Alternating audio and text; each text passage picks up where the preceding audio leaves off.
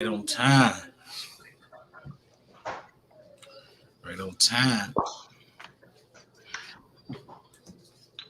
Man, they up in here, bro. Yes, sir. Life of Baton Rouge, Ramsey J, what's poppin'? Scott, Chris with the Vectors. Chopping with my man Chan. They go Black Point Dexter, what's poppin', y'all? Man, what up, everybody? How y'all doing, man? Shout out to the whole chat room goons, man. Yes, sir. Zach, what's good, bro? Zach. Zach P, what's up, big guy? Yes, sir. What's up, everybody, man? How y'all doing, man? Jay Smith, what's up, bro? What's up with y'all today, man? How y'all holiday go, man? Everybody got what they want?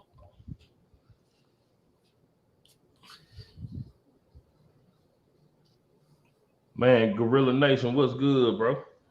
Yo, man, Gorilla Nation, what's up, bro? Tribe of Judah, shalom, bro. I think my man Gorilla Nation out here in the city too, bro. I ain't even know try to pronounce that. Hayward, what's poppin'? I had to break it down to syllables. They got one man Philly Slow. What's up, bro? Man, we got a decent one for y'all tonight, man. Yes, sir. I Hey man, like it to was. Go ahead, bro. I like to think the last one we did was super dope. So we back with another one for y'all. Yes, sir. Hey man, when RGG went live the other night, it was nice to see some faces with the names, bro. You know, with some of the people who was winning. Yeah. They was popping up, man, and man, I think that was cool, bro. Yo, my man Del Ray, what's up, man? Del Ray had me up to 2 o'clock the other night, man. I had to be out the door by 4:30. Damn. It's always nice chopping it up with my man Del Ray, though, man. Dale Ray Dan, what's good, my brother? Yeah, I think that was right after RGG live the other night, man. For sure, man. I was like, Hey, it's all good, bro. It's all good. I'm just waiting on a few more people to get on in here, man. So what y'all been going on with y'all this week, man? What y'all been on? Y'all been staying calm, cool, and collect out there? Hope everybody ain't spend their money. We don't need y'all hurting nobody out here in these streets, because if y'all do that, I don't think we can broadcast from the penitentiary. Send them a StreamYard link to the pen. Right. And if you get a domestic violence charge, you ain't gonna be able to buy all them beautiful guns y'all love to buy. Yeah, them domestic charges ain't worth it. Hey, Hey, so last week we had Yoki on here, man, and it was a yeah, real dope live, and we thought we'd close out the year since this is the last. Well, for some flip of back. y'all, I see you, little bro. What's up with it? this the new year. It ain't the new year for me, but you know, whatever. Happy uh pre-New Year. So since this will be the last one of 2021, Yes, whatever, this we calendar. thought we'd close out with a good one, man. So I'm gonna ask y'all before we bring our guests on, who y'all think we got on with us tonight? Yeah, I think we got on with us tonight. And QB, I see you. And he said, "Don't let them Uggs man on, bro." You know, man. You know what? Some people be scared to get on with us, bro. If Man, if bro want to get on with us, he can get on with us, as long as he don't put that dusty ass shoe on. hey 10, what's good, my man? Hey, it might be the Ugg man. Ramsey J say he bet is Kareem. I don't know, man. Hey, listen, somebody might have got it right. I'm gonna bring my man in, man. Look like somebody done guessed it. A few people. Let me bring my guy in, man. I'm gonna bring my man in, Man, bro. The Godfather himself. You know, what's good, man? What up? What up? What up? RGG, how you feeling, bro? Good, man. How about yourself, brother? Bro, we good, man. We had to end the year all right. Like I say, for a lot of people, it's the New Year's. It ain't the New Year for me, but hey, going into 2022, as they say. We want to bring it back to where it all started, man. You let us take over your live, showed Man, us love when we were just playing around with the idea. So we thought we'd reciprocate that back, bro, he man. put us down, didn't he? Put us down Yeah, 3 he put us lives in a down. row, bro. And I we ain't and we never just seen want to that give before. you roses while you're here, bro. Boy, because I'm under the weather today. Boy, you picked a good time, man. Your timing is amazing. Yeah. We gonna get through What's it good, together, everybody? up. Don't feel bad, bro. You know I'm sick over here myself. I'm Yeah, trying. I'm trying to make it, man. That's how much I love Wild Wednesday. I had to come in here a little sick. I probably would try to come in here on my deathbed for y'all. You know. So. I almost had to have Slick back as a co-host. Oh, WB throat ass. Hell no. Man, bro, I don't know how that would have turned out. Man, so how y'all feeling? We got RWG in here tonight, man. Y'all show RWG some love, man. Y'all drop them W's, man. And Man, put drop them them L's L's for in there. layaway, man. Put them L's in the chat for layaway, man. Yeah, they see me so much, they get tired of me, man. Nah, man, I don't think so, bro. Man, bro, you know they mobbing with you, big dog. So, bro, so you just did a hell of a live this past week ago. You gave away a lot of stuff, man. How you feeling about that, man? Real good, man. I feel good about it. I think it was dope, man. Shout out to everybody that helped out with it. All the Yeah. people that came through. It's only fair, man. You know, I believe that these channels don't move nowhere without these people. For sure, for sure. I noticed you said a lot of people. Shout out to all the people who helped. So I imagine the bank account might be still halfway all right after all that shit you gave away, because you gave away a lot. I'm still recovering, man. I don't know if I'm sick from, you know, medical sickness or financial sickness, but one of them, boy. Hey, shout out to RGG. I watched the live, man. He put on for y'all, man. I hope y'all Yeah. appreciate what this man doing, bro. Because he gave away a hell of a lot of stuff for real, man. For Yeah, real, for I real. wish I could take all that credit, but man, so many people jumped in and helped out when they didn't have to, man. So I never take that stuff for granted, bro. Yeah. And shout out to all the people who helped made that happen, man. Shout out to everybody who been supporting the channel and our channel as well, because a lot of y'all come over here and support us on the strength of RGG, and we've grown to build a relationship with y'all, man. So we appreciate that. So, bro, Yo. at this point, you about to get ready to close out the year. How you feel like you did, man? Do you feel like you squeezed all the blood out the turnip? You did everything you can do this year? You feel like you had a good run? Definitely been a good run. I mean, I think, if I look at it from like YouTube, it probably could have been better because I'm still getting, used to YouTube. I'm sure y'all Yeah. are too. Yeah. So I don't know all the ropes, but the more Right. people I meet that got more experience, they start telling me different things, giving me pointers. So I'm gonna try to do better as we go forward. But nah, man, like I said, I don't never take a moment for granted. Hell, I didn't think I'd be this far Yeah. Right. on YouTube. So Hey, but you here, man, nevertheless. And you've been doing a damn good job of it, brother. You've been Man. holding these live down week after week, doing a damn good job, man. So salute to you for that, man. I'm proud of You you, made brother. it easy for us, man. Hey, RGG, man, bro, you look. I'm gonna give you your flowers, man, because you made it real easy for us to transition, man. Like we kind of like developed a relationship in your live, in the chat with a lot of these people. Just saying what's up, interacting, cracking jokes, getting to know them.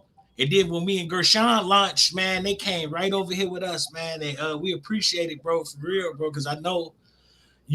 Man, we had a buzz from the start, man. We were seeing 50, 60 people in our lives from the start, man. And I know it normally don't happen like that. Yeah, that's dope. But y'all got that thing, man. It ain't. I can't take that credit. That's y'all got that thing, man. Y'all funny, man. Y'all some real dudes, and people. I think people just rock out with that, man. That's all. It ain't. I'm telling you, bro. I think that even everything that goes well for me as far as YouTube is concerned is just that. Like we keep it a buck. That authenticity, right? Like, we don't have no act. We ain't no characters. Like, not dissing calling nobody no characters. I don't mean it that way, but I'm just saying, people feel like they can relate to you. That's all it is. Yeah. So speaking of that, people relating to you, like the first time you ever went live, did you know what direction you was trying to go in? I mean, of course you're a regular gun guy, so you wanted to do something for all the regular people who just like guns. Yeah. But did you know exactly where you wanted to go with the whole live thing? What type of scene you was trying to create, or it just went where it went? No, I went live first time by mistake. I Damn. ain't, I didn't even know I was live. So, Really? and that's where it started. It started with a mistake. I was trying to record a video, and I was using Man, that's some. dope. I was using some. I forget what program I was using. But anyway, I guess I must have hit go live instead of record, Mhm. and I was live, bro. And my phone was blowing up. People was like, "Yo, you know you on?" And they hit me like, "Why they kick you off?" That's when I found out you can't pick up guns in the live because I was holding my guns and everything, and then YouTube knocked the live down. Mm. Oh, word! They took it down right then. Did they give you a Right strike there. for that? No, I didn't get no strike or nothing. At that time, I wasn't even I wasn't monetized or nothing like that. I was still fairly new. Oh, okay. But they had to give you a little slap on the wrist. Yeah, they knocked it down, man. Oh, damn. People was And then blowing up, ever blowing up. since, so I didn't you've even been know I going was. live ever since. Yeah, I just started doing it. Hey, so who was some of the first people you noticed, man? Like as far as the chat concerned, man, because I know it's some people that you noticed. Because you always say it's some day ones. There's some people that's been rocking with you since day A one. lot, bro.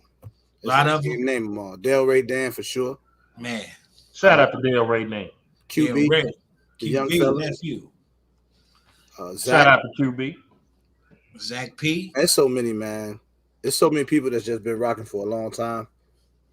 And I told Gershon that I said that even with what he's doing, he be telling me about some of the comments that people leave on the videos. And I said, it reminds me of me too. Like just putting out the video and people be like, yo, I feel like you the dude next door. I feel like I could, you know what I'm saying? Like you could be my homie or whatever. So I think that's the vibe that people have gotten.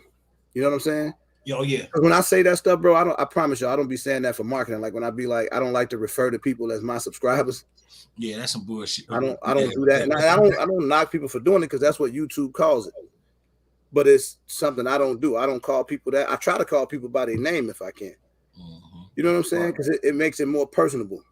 You know, I don't know any other lives where people was, what up, bud?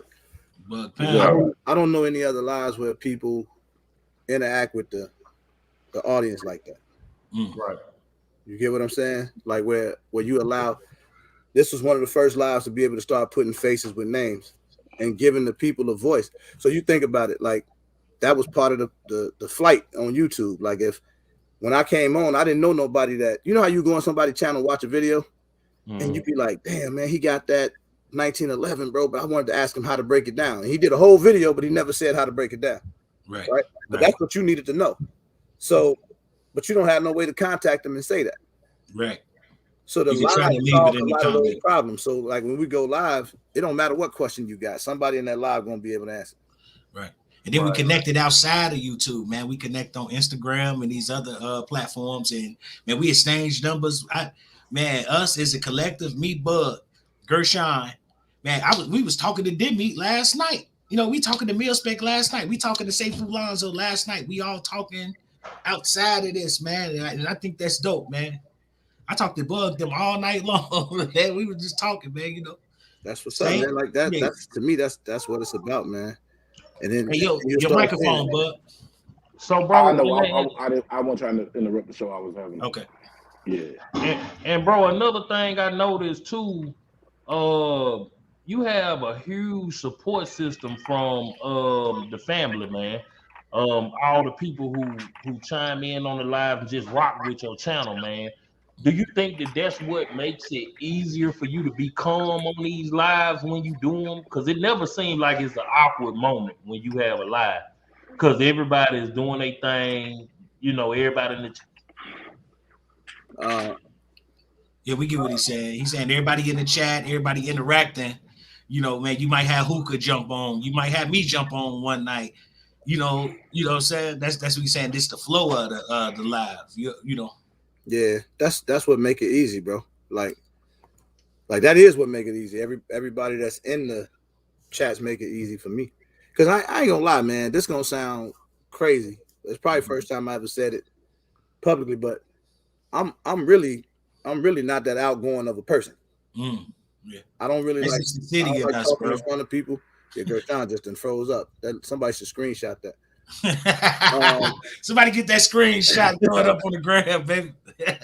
He looked like he stomped his toe on him, man. Yeah, look like he dropped his cheese fries off the. Man, I hope the live don't shut down. I'm pretty sure he gonna swing back off in here.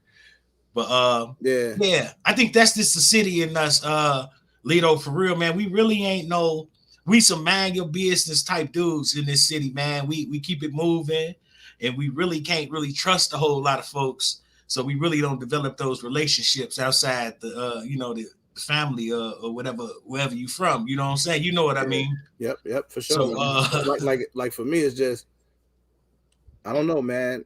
Everybody make it easier for me. Like when I first started doing it, bro, I'd be a nervous wreck because you don't know what's gonna be what.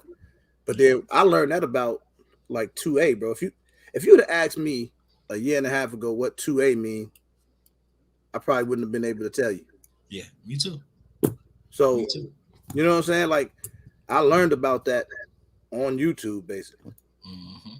And as far as the laws and what we can and what we can't do, and and then we start getting familiar with that stuff and we exercise it, And then it's one of the most supportive, overall, one of the most supportive communities you'll ever see.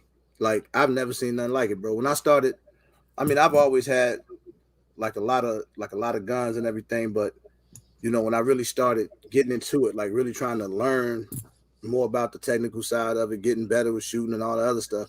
Mm-hmm. It was dope, man. And I would meet people. This was before YouTube. I would meet people, at Cabela's, gun stores. Yeah. To be particularly white guys. Yeah. That would, you know what I'm saying, like embrace me and show me stuff and teach me the game and different stuff like that. So it was, that just showed me it was a different kind of community because otherwise I would never have no reason to be talking to those people, I guess. Yeah. We would never have no other common ground to cross paths, I guess. Yeah, for real. Yeah, this particular community do put us in line, with a whole lot of people, man. And you might be starting a lifetime friendship with somebody, man. This in the alley Cabela's, or this right there in the ammo line, hollering, chopping it up with somebody, and then y'all might become friends, man. And that's how special this community is, man. It connect people more, with one common purpose. I think it's a positive purpose, and it's pretty dope, man. Yeah, man. And I don't know, bro. Like it's a different thing, man. It hit me every time. I was gonna tell Gershon, bro. I never get used to it. No, it surprised me every time. Like somebody always do something that's surprising. I think I'm praying I feel okay tomorrow, man, to be able to do this last live of the year, because we're gonna do a recap of the year. And I think it's gonna really tell the story. And if you don't see what it is we talking about or what everybody's talking about, then you just capping. You want some hater shit or something. Because this thing has been way different, man. Phenomenal, man. And I hated I missed Houston, but I bet you, man, look, I bet you it was dope, Lito, man. Like, I bet you it was off the chain, bro. Just starting to meet people. And man. It was, man. Shout out Miss K the Thug, man. First thug female I ever met on YouTube. But shout out Miss K. What I was gonna say though, yeah, man, like it's just something. It's something that we've never seen before, bro. Because I've been watching you. Trust me, I've been watching YouTube for a long time. So that's why it's so difficult for me to separate myself from everybody that's a part of it. You get what I'm saying? Like I'm still learning that part of it. I'm still with everybody else. Like I still like to watch people channels, and because I used to be on there. Like I bet you if I was to tell people what my YouTube name was prior, a lot of these YouTubers would remember me. Oh yeah, you used to chop it up with them like that. Bro. I used to be on all their videos. I used to watch everybody, bro. And then you started to see how the game moved. Once I started a channel, it's different, bro. It's like it's a different thing. But what I do know is that there was never nothing like this prior to it. I can tell you that. You never saw, so many YouTubers coming together in one place. It set trends, bro. Some people will take that funny. Yeah, You but know, the they truth, be like, the oh, truth. he talking like nah. But some people take it funny, but it's facts. It didn't exist before. Mm. You Yeah, know, and a lot of the old timers, I call them old timers, they confirm it. They come on to your lives and say it like, man, RGG, we love what you doing, man. You bringing everybody together, man. If they was doing it before, why would they say it? You know what I mean? facts. So, So to everybody, Zach just made a good point. To everybody, bro, like it's all history in the making, man. mm, And then you're gonna see like hiccups in the road. You know, I had people that would be in my live faithfully early on, and then some of those people you don't see no more. I met YouTubers along the way that used to come through the lives. They don't really come through no more. Everybody some people kind of move, you know, in their own direction. But I mean, it's okay with me. Like none of that stuff is never personal to me. It's YouTube. yeah, You know what I'm saying? It's a whole nother life outside of here. yeah, yeah. Man, so I was saying last week, man, we interviewed Yoki, man. It was one of the best interviews we had, man. Seeing Yoke smile and laugh at these fools, man. It was off the chain, bro. But I told Yoki, man, I said, listen, I was watching Yoki before I was watching anybody. And then I ended up seeing her mention you. She was you actually, that Right to Bear Arms shirt. And I think you sent the one. And before she did a video or whatever, she was like, yo, shout out to my man RGG out in Chicago. And that's what caught my, I'm like, man, out in Chicago, who is this dude? You know what I'm saying? Yeah. And then like I didn't even finish watching her video, bro. I came straight over there to yours, and then this so happened you was live that night. And I was like, dang, man, this dude's right around the corner, basically, for me, who out here doing this. And, I ain't looked back ever since, bro. Hey, what I missed? What I missed? Welcome back, fellas. Live almost over. I'm like, dang, what happened, man? Yeah, I had to wait on Gershon to bring me back. Somebody called, knocked me out. Rodney Brady, what up? Hit the line, bro. Like after the live or something. I know some rangers outside. Juice, you want to know some range around South Holland? Oh man, we got the one in Mokina. We right here in Maryville, man. It's a lot of them around here. There's a few of them around here. So Indiana and Illinois. So yeah, hit me up, man. If you got my Instagram, hit me up. I'll let you know for sure. For sure. I'm real close to South Holland, right over here. I'm real close to the border. So hey, so look, now that I'm back, I got a question I was gonna ask y'all, man. For all the people who celebrate New Year's, how many of y'all go to church on New Year's? Here we go. I ain't gonna fake with you. I used to, bro. How many of y'all bring? Bud, you bring the church? You bring the New Year's in the church? I used to be an IBOC before that pandemic. Man, I used to be an IBOC every New Year's, bro. I had stopped shooting my guns because I used to bring in the New Year busting. You know what I'm saying? Hey, what happened to that, man? That used to be the thing, boy. On New Year's Eve, man, I'm too high. But I seen what bullets do, man. Bullets when they go up, man, they got to come down. I had seen this video on Facebook. These little cats in the project, man, they were busting fully out of. And I was like, man, them bullets got to come down, man. And when you start seeing bullets come down 10 blocks over, and they come down with more force than they went up, you know what I'm saying? You can hurt people, you know what I'm saying, 10 blocks over, man. When you become conscious and aware, you start doing stupid stuff. Yeah. I know what happened here. Pandemic came and bullets got expensive. Yeah, real expensive. That too, I ain't gonna fake, but before then, man, it's just like it used to be a tradition, man. You don't lose out, man. Everybody let it rip. The police knew to hide on New Year's, 4th of July, and Halloween. See, that's why Del Ray Dan can't go to church on New Year because he talking about he be drinking 2 bottles of whiskey and a bottle of champagne. Del Ray be gone. Yeah, but you see what Dead Meat said? My grandpa, man, when we used to shoot, he used to make us shoot to the ground. He always told us, like, man, what comes up must come down. So, man, we used to step out the backyard shooting straight in the air. That was with my old man. We didn't know nothing, apparently. Hey, well, look, I gotta make. I brought that up. I asked y'all, did y'all go to the church? Because shout out to Tap In, man. Shout out to everybody who be sending me little stuff, man. I gotta play this video real quick, man. If y'all live in church, man, and y'all in there celebrate, man, make sure y'all don't owe nobody nothing when y'all in there celebrate. I think I see. Because you know what? Let me just play this. We'll be right back. Where is he who has been born King of the Jews? For we saw his star in the east, and we have come.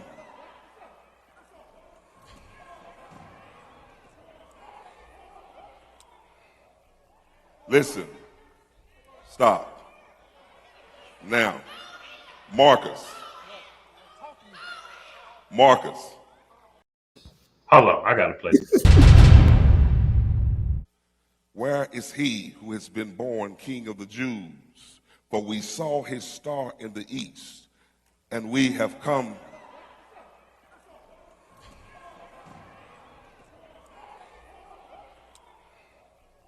Listen. Stop. Now, Marcus.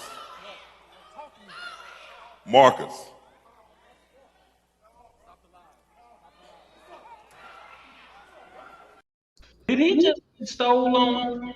Hard, but that right hand didn't have no heat in it because he's supposed to put him to sleep sitting down like that. Hey, he got up and tried to get his lick back, and the pastor. Stop it! Come on, guys. So I got a question to everybody on the panel, RGG, everybody in the chat. What do you do when somebody blasts off on you in church like this? Hey, Jeffro Baudet, Marcus.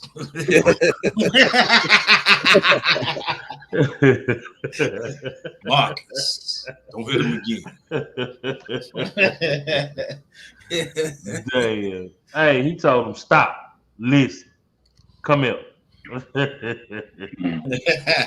Not my church. Damn. Hey, that seemed like it would have been a nice little time to have a little 22 in this shoe. He said, hey, Josh, I said you got beat up, you're gonna pull a pistol. Hey, brother. You take your skins. If the man put them paws on you, put them paws back. You hit me in church, I'm gonna dust out. But you couldn't get away with that in my church because you probably get shot. So. That's real personal in church, bro. But if he had got stung with a couple of them yellow jackets, he would have got his mind right. He would have been in there. He would have gave up the Holy Ghost if he had got a couple of them jackets on him. He would have gave up the ghost, huh? Oh! Hey, Gershon, so that had to be something real personal, bro. Either like you say, do anybody know what happened with that story? He owed money, or he caught him with his girl? It was something real personal with that, man. Hey, but you know what's crazy? Is it just me, or is that a bogus ass church if you in there speaking the word of the Lord and it ain't strong enough to keep a nigga from stealing on a nigga? You got to be one bogus ass church. If you in there preaching the word of the Lord, you ain't nobody supposed to be fighting. Your word ain't strong. You ain't up there. You ain't putting on hard enough. And Gershon, you can tell how dude said Marcus. You know that church tried at him off. He knew him. He knew that boy about that action. Stop. But, weak. So RGG, would you RGG do that cause for a hit? Do you hit him back, or would you have put that 22 on? No, I'd have jumped up, fought him back. If he came up and just swung, yeah, I'm gonna fight him back, man. Yeah, man. Damn, I ain't gonna just shoot him. Bogus as hell, then. You just shot him right out the gate, huh? Yeah, I'm bogus as hell. I'm talking about. Hey, don't you know them hymns to be in back of the church pews? I would have picked up one of them and hit him with one of them. Hey, you probably at least Gershon came up with that 22 in the name of Jesus. But look, at least if he died, you know he got a better chance of going to heaven because at least he was in church when he was set up. He was in church, he got time. It bug crazy. All line to Jesus. Miss K say he ain't been delivered yet. Hey, so RGG, so what you got, man? What kind of toys you get this past week, man? You got anything new? What did a regular gun guy get? Nothing, man. Because I'm a regular gun guy. I ain't getting nothing new. He lying, man. This dude. I looked at a lot of stuff though. Hey, RGG, listen, we know you lying, bro. Every time we turn around, you throwing some exclusive stuff up, bro. Something on layaway. Something is on. He got something in the layaway. back. Nah, he ain't got no layaway. He got it up right behind him in one of them boxes. We seen, or it's at the gunsmith getting painted. We seen Hookah, bro. And Hookah dope. Shout out to Hookah, man. That gun hard, boy. Hey, man, tell him Big Fish Little Bo. Big Fish Little Bo say you stay capping, man. Stay capping, bro. Hey, you gonna take that from probably got a whole scar sitting somewhere around the house. Yeah.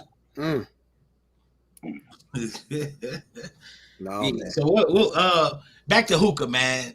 So what? I just want to ask you, what was the idea behind that, man? What made you say you was gonna dedicate that piece to the man hookah, man?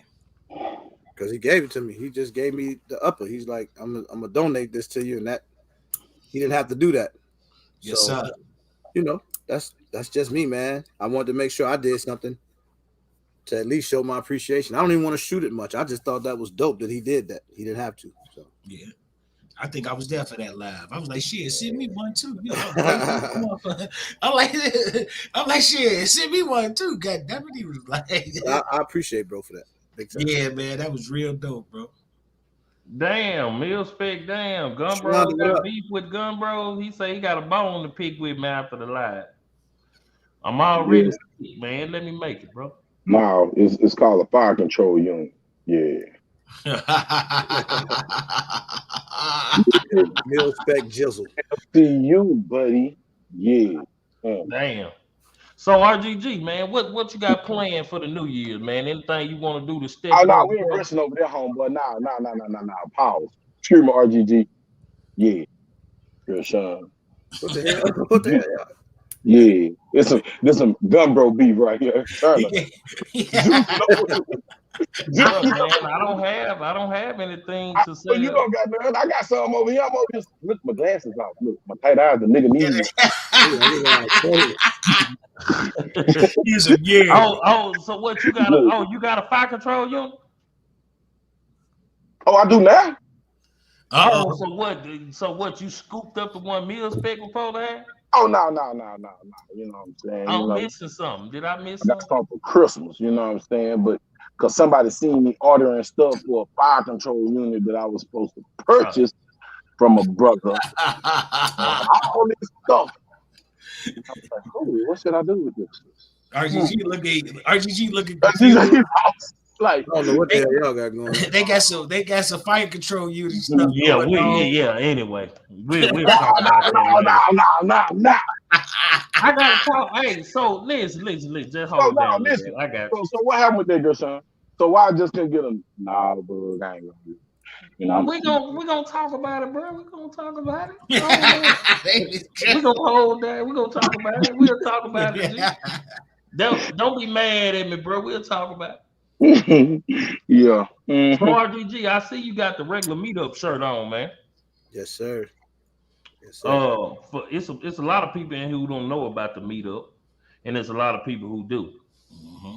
Man, can you give us any spoiler alerts on what we can look forward to for this Meetup? Ain't no spoiler alert, bro. It's just this the second one. You know, we did the first one in Houston. You was at that. And it was just something we wanted to try out, but it was so dope that when we decided to do it again. Now it's like, you know, everybody was kind of looking forward to it. So a lot of people want to be there. It is basically, man, being able to bring the people out and being able to put faces with names and let people meet in person. And then have some of our favorite gun tubers to come out on top of that, you know. And then I try to make it clear to everybody that I wasn't using the YouTubers to beef up the event, right? Because the event was about the people. But it's important for YouTubers to be in tune with the people, believe it or not. Right. So, I mean, and so many people are so amped up to meet each other, believe it or not. You know what I'm saying? So, and it is different, man, when you meet somebody in person and you'll be like, oh, damn, you Ramsey J, or you know what I'm saying? Like that type of stuff happens, man. And that's what Houston was about. I remember when I first met you. I remember, man, meeting a lot of people, man. Tap in, Black Point Dexter, just meeting people for the first time. You know, the first person from the channel I ever met in person was Delray Dan. Oh man, shout out to Delray Dan. Shout out Delray. He was the first person I ever met when I went down to Florida. Did he have his 2 bottles of whiskey in him yet? Boy, that's a story. That's a story in itself, boy.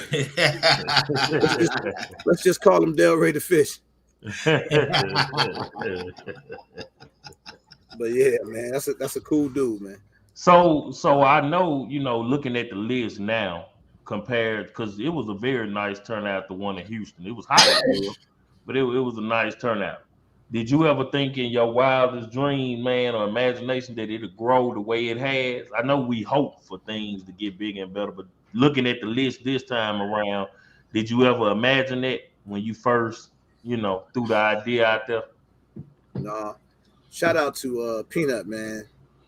Peanut been around from like day one too, because he came with if I'm not mistaken, he was the original guy that came up with the idea for me to do the meetup. Because man, on the lives, people so personable. You get what I'm saying? Like you get to know each other, man, and you can everybody chop it up. We roast each other. It becomes like a family. The family word sounds cliche, but it becomes like that. You know what I'm saying? Everybody come in. This is kind of the, I call it the home live.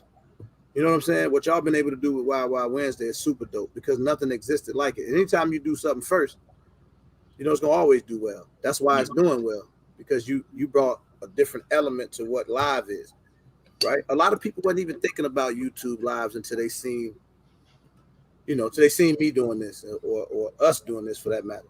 Right. People was going live, but there was no networking. There was no chemistry. There was nowhere, but I know QB when I see him. You get what I'm saying? Like I know these people. Like I've pretty much had some type of conversation with them. Everybody used to get. Right. So I made myself accessible to people. He said people be hitting you, this hitting you up like, hey man, hey, put me on, coach. No, it don't even be that. It be people that hit you and just ask you a normal question. Yeah. You know what I'm saying? Like, okay, for instance, bro, I never understood the politics of YouTube. Now I'm starting to understand it. I ain't no dummy. I get it. But in the beginning, I never got the politics of it. So to me, if somebody come through the channel, man, I'm sharing everybody. Hey, man, everybody go check him out. What? You got a channel? Let's go subscribe to him, man. Let's do it. Like, that was just my nature. And then I would get YouTubers hitting me like, bro, don't do that. But why though?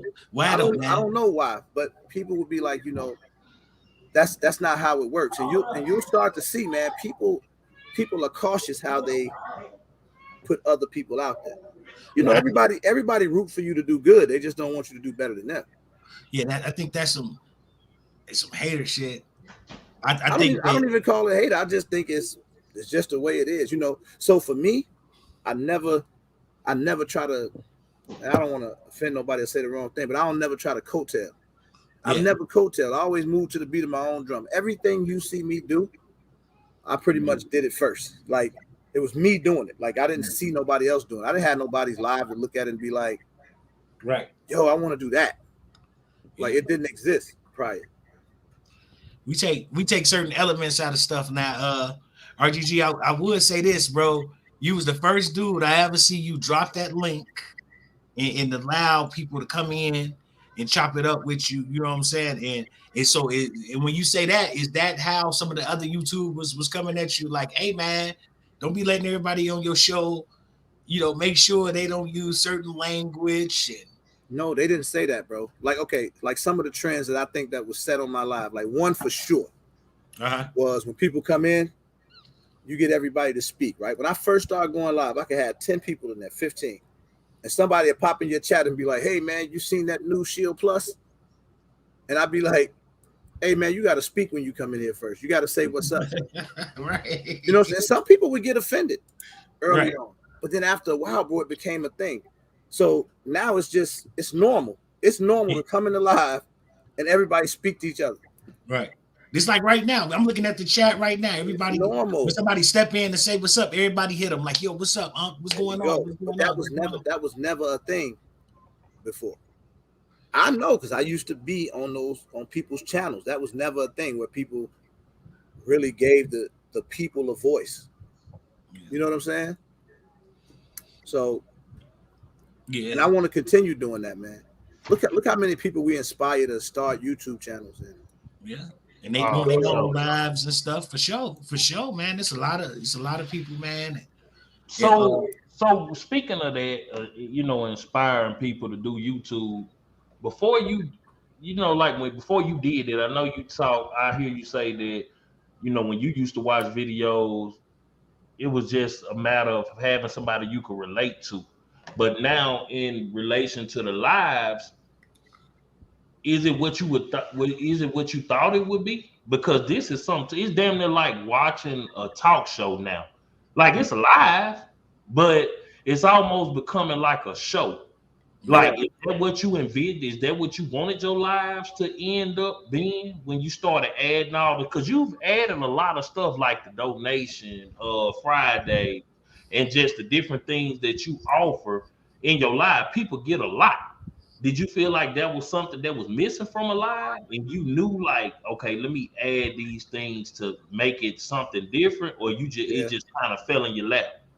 No, I just do stuff like that, man. If you used to go back and look at early videos I did, bro, when I was at under 500 subscribers, I was trying to give away so much ammo, it was unbelievable. And this was pandemic heavy. I was trying to give away ammo and didn't even know how to ship it out. Damn. Oh man. It's all people that been here from day one saw me doing that. And they like, man, you just starting. Why are you doing, stuff like that? Like, that's too much. But in my mind, I was so appreciative to see 100 people subscribe to the channel. Right. Like that just blew me away, bro. Like I was like 100 people, and then I would make it a point that every time somebody comment on a video, that I would reply to them, and not just reply. You get me? Like I wouldn't just reply; I would reply in detail.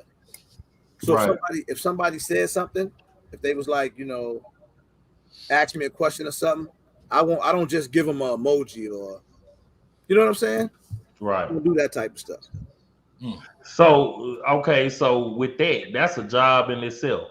When you doing these lives and you interacting with people and you trying to respond, I feel like sometimes like a live, it could be a gift and a curse. And you might know what I mean when I'm about to say this, because like I look so forward to Wild Wild Wednesday and spending time with the people and just seeing y'all that I be feeling like, well, damn, sometime I ain't sat down and did this video, or I hadn't put this video out that I know I need to get out. Do you ever feel like doing your live? Because you work hard, man. You own it 4-5 lives a week. Yeah, that is a lot of work. We understand. Do you ever feel like it take away from you being able to put out other gun content that you really want to get a chance to do? Yeah, for sure. So that's one of the changes I plan to make. Like, I want to do more content because the lives originated from the videos. My early videos. I used to have a lot of videos, just whether I was giving my thoughts on guns, because I don't do reviews. So I just give my thoughts on them, what I thought about it. Right. So the lives was a result of that. But then when I started getting really busy with the lives, you get content and you get comfortable. Yeah. But I see the potential out there, by just, by me, if I go a little harder, right, getting more content out. And I got plenty stuff to do content on, plenty subjects, stuff that I like to talk about.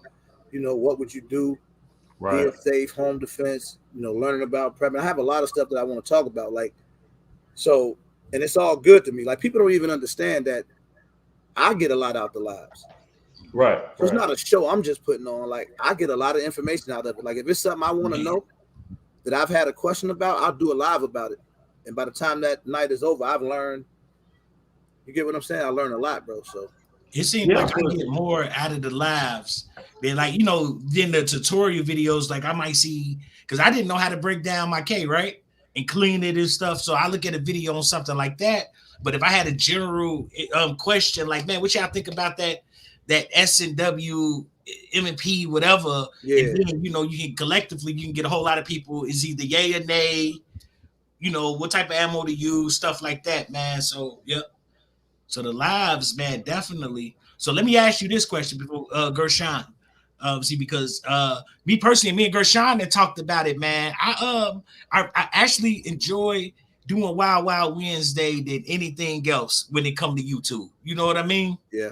Like this home, this where I can see everybody every week.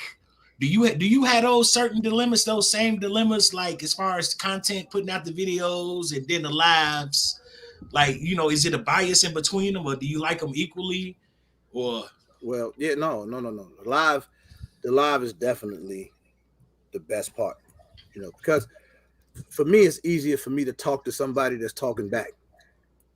versus if I'm just doing the video and I'm, just putting out information.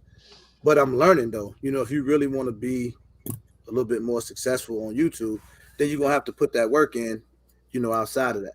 So what I may do going into the year is cut one of the days that I go live, just cut a day back to be able to get more content out there. Okay. But then be more proactive with the lives. Like it started getting really good toward the second half of the year. Where because if you think about it, I've been on YouTube, January make a year that I've been on YouTube, period. But live, I've only been going live since March. So I haven't been going live as long as, I've been on YouTube. So that part is I'm still developing it. But again, you see the trends. Like you see so many people doing it now.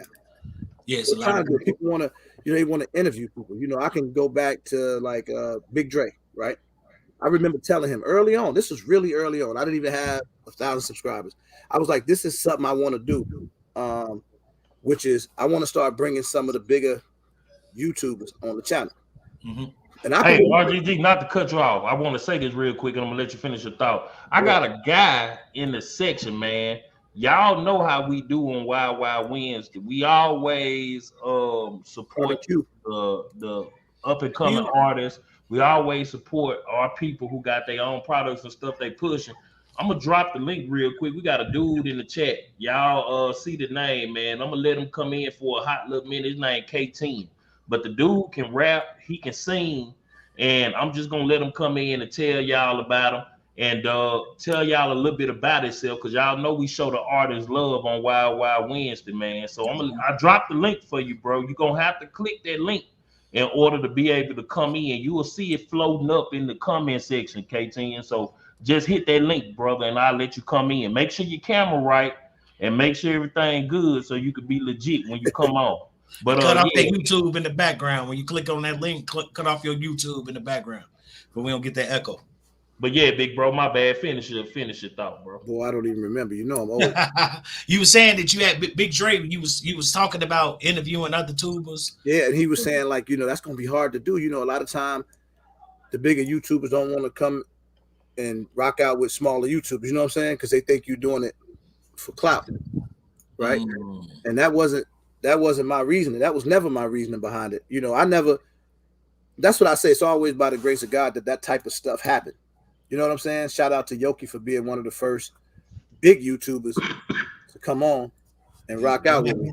And then from that point on, it was easy. Like whoever I would reach out to, they would come on with no problem.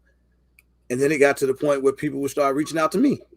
Like I would get some of the YouTubers that I watch, hitting me up on Instagram and stuff. Yo, bro, I want to come through your show. Like, oh, all right, come on.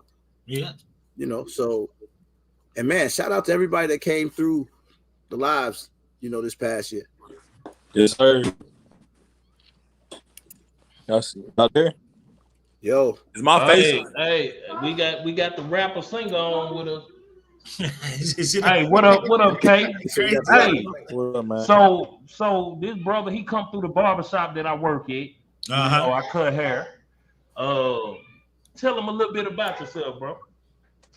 So basically, I just ended up going to Grandmaster Cuts over there in Richardson and all, trying to get right, and I just made my business cards and all that. I'm just, I got a song with Tusi from Raleigh, North Carolina.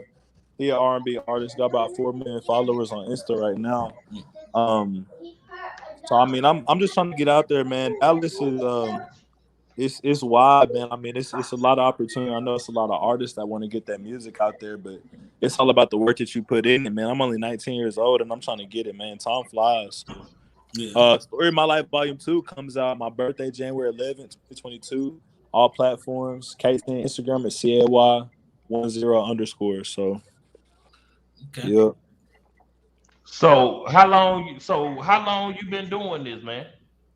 So I've been doing this I've really been singing since I was like in elementary, but I just started like really getting serious when I was 18, summer 2020. So all my old stuff is on all platforms right now, and my new stuff is getting uploaded I'm gonna re-upload my old stuff too to remaster it and make it sound better. But I mean, it's getting up there, man. So I do everything. I do R&B, I do pop, I do rap, I do hip hop, like all different types of genres. Because if you can do that, it'll attract more people. You know, it's not just one genre. I'm not trying to diss nobody. I'm just saying, you know, it's a wide variety of what you can do. I even do old school too. Okay. Hey, it was a video you was telling me about earlier. What's the name of it? It's called Pastimes Problems, so it's just pastimes and then problems parenthesized in it. So, hey, so tell the people, man, why should they come over and check you out? What make you different than all the other, you know, people who putting it down? So the only difference with me is just my voice, the type of metaphors that I use. Like my upcoming album, I used a metaphor in a line nobody used before. I said, I slay like Darius. The only lion that I fuck with is Aquarius to a Leo transform. So you know how Slay Darius said he was on Detroit Lions, right? Or Darius Slay? Yeah, so he was on Detroit Lions. I said like Darius. And the only line that I fuck was an Aquarius to a Leo. So a Leo is a lion in the astrology symbol. And then I put Aquarius in there to rhyme. So it's something different, you know? You got to use different stuff to stand out more, you know? Oh, yeah. I'm about to, I'm trying to find your video, bro, so I can drop it for you and let the people vibe with you. Yes, sir. That'll be good. I mean, tell me the name of the channel again. So it's K10CAY10, no spaces. So capital CAY10. Okay, I got you. We about to see what y'all think in the comments section. RGG, you know a little bit about rapping. You think you might sign my boy? Say he got some. Let me hear, man. K10. Yeah. We want what K10 mean, bro? What that mean? So basically, my name is Caden. So it's CAYDEN, and then the 10 right there is supposed to rhyme with the den.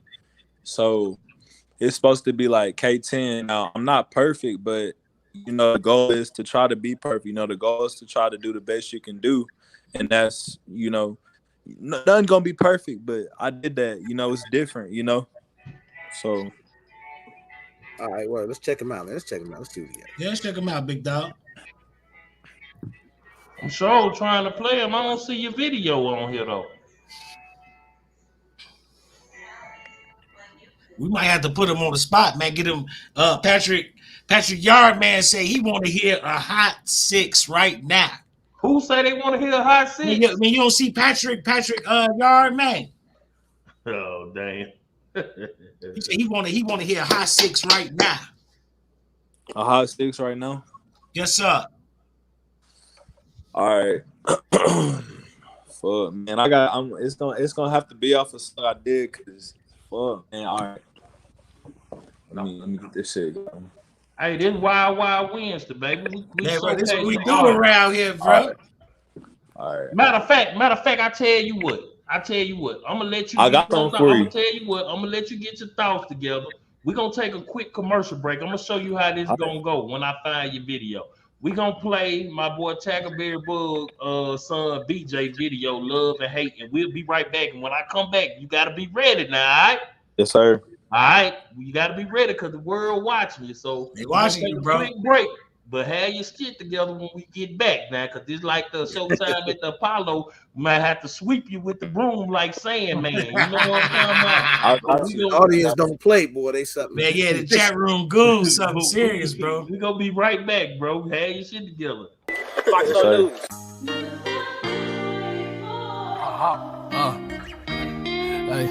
Hey. Money XO, let's get it. Yeah. Hey, yo, DB, you going up? It's a thin line between love and hate. I done been through a whole lot. I can't seem to say. Had to cut some peers out. That was too fake. I keep that white light veneers. Fuck what you say. Nigga play with me, he coming off his toupee. I fuck that bitch real good, also do say. But she was also Casamigos. Get that work from the Migos, so I supply the people. When you in the trap, you better look out the peephole. I like my bitches nasty, but I like my cash neat though. C94, finna blow up like a C4. Get it quick, get it fast, I ain't had no patience, got tired of waiting. They used to tell me sit down, moving too fast, pardon my mistake. Caught up in these streets, had my mama heart aching. P.O. steady tryna lock me up, they had me stressed on probation. Had me second guessing myself, sometimes I ain't think I would make it. Then I snap back to reality, hit the cup a few times, then I power up like a battery. I don't wanna talk, I ain't got time for the chattery, I'm pressure. So I got up in my lung with pressure. Jet fuel, if my nigga don't trust you, he gon' stretch you. And when they come, they shooting from the neck up. I'm from a real bad hood where they test you. I'm just tryna pull off in the Tesla. It's been a long time coming, but I'm next up. Make you feel the pain in my literature. Yeah, I paint the picture real vivid. Try to label me a minute, it's been like this at the beginning. I was gone, now I'm back, and now I ain't finished. Now I ain't finished, nigga. Hey, skirt.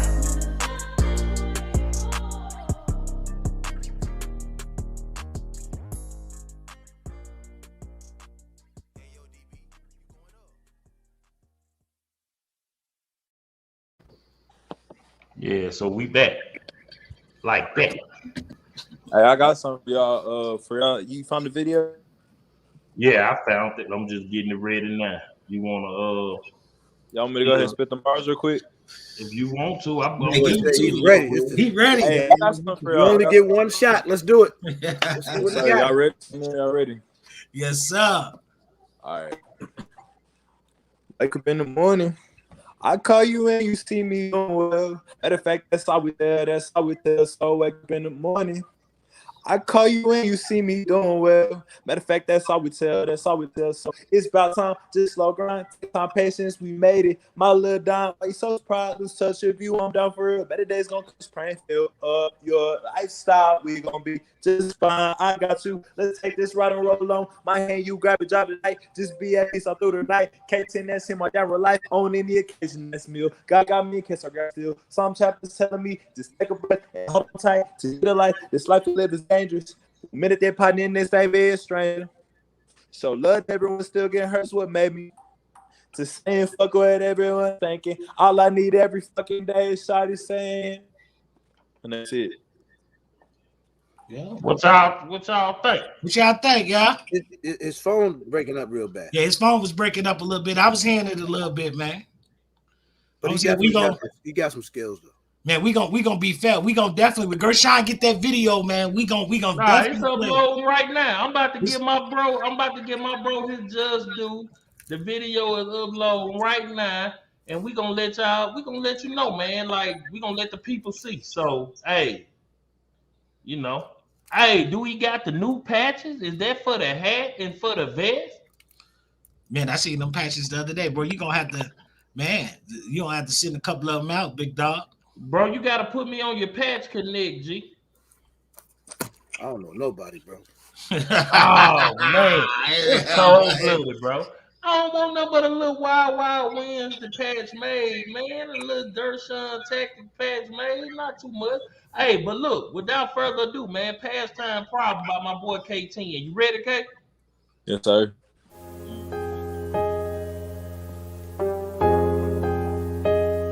Hey, turn me up on this one. Like, I'm really venting on this shit. Like, this is some true shit that I put on my album. Like, you know, like that don't get me on this, but okay. Alright, I'm just venting. I know most niggas ain't gonna listen, but like, you know, this is really my life. Like, I'm not even lying about this shit. I'm speaking facts. K10, job my problems, never solved them. Got too tired taking risks, and scared was falling into abysses. My mom was tripping, losing all touch, drifting away, just reminisce. No pain too bad, I felt so sad. I fucked up lessons with my dad, sitting here venting, writing stories with a pen and pad. Like Lucy, hope they wish me well. In dreams I take off veil, I take seconds. Time is gonna long go.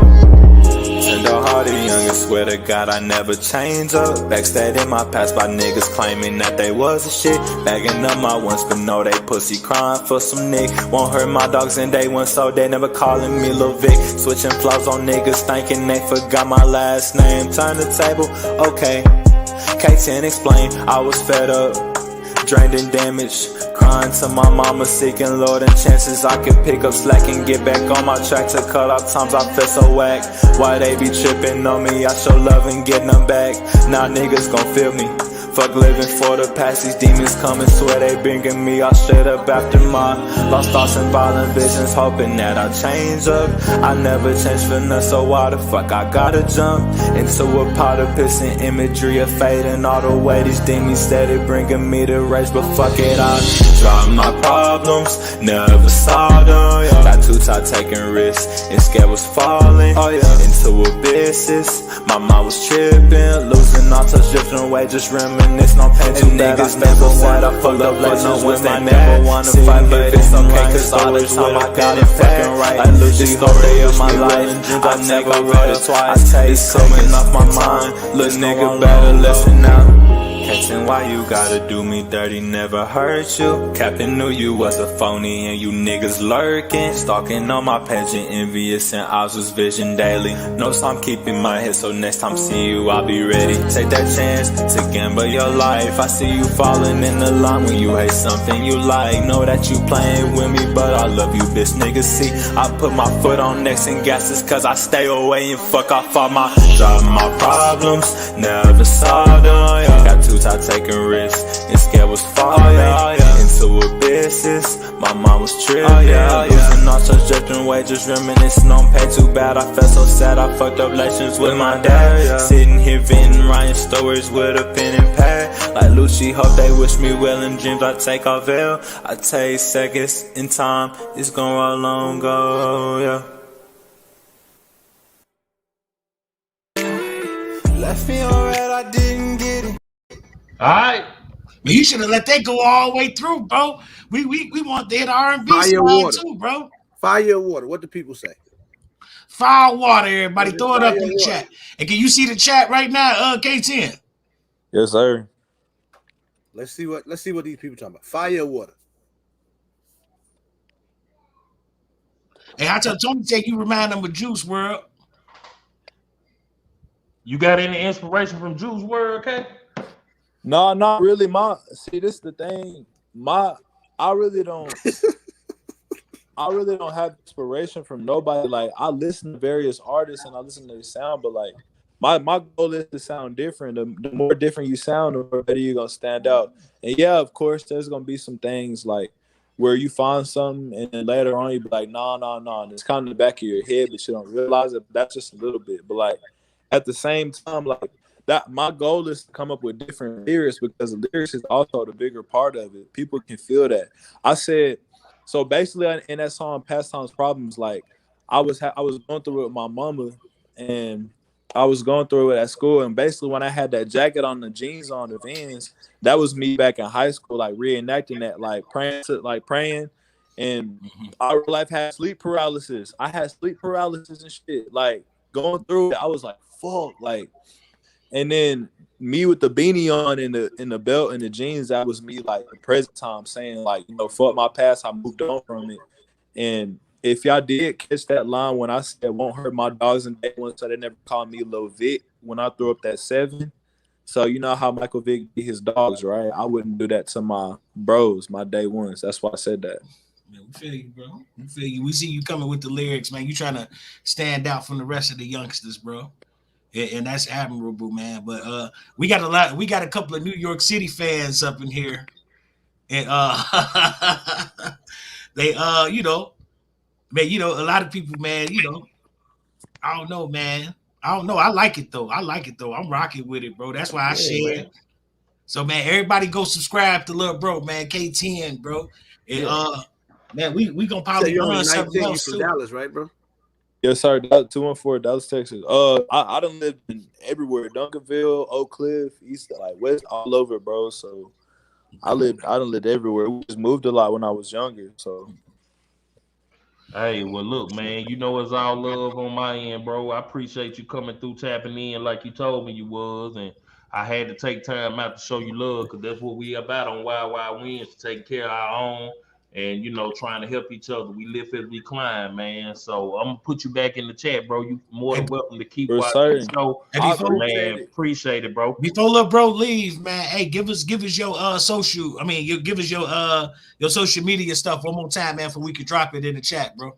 So it's K10 _ Instagram. I'm gonna type it on Instagram, and then all my music is on all platforms, on everything: Tidal, Apple Music, Spotify. And then if y'all go to my Instagram, there's a pre-save inside of my my bio.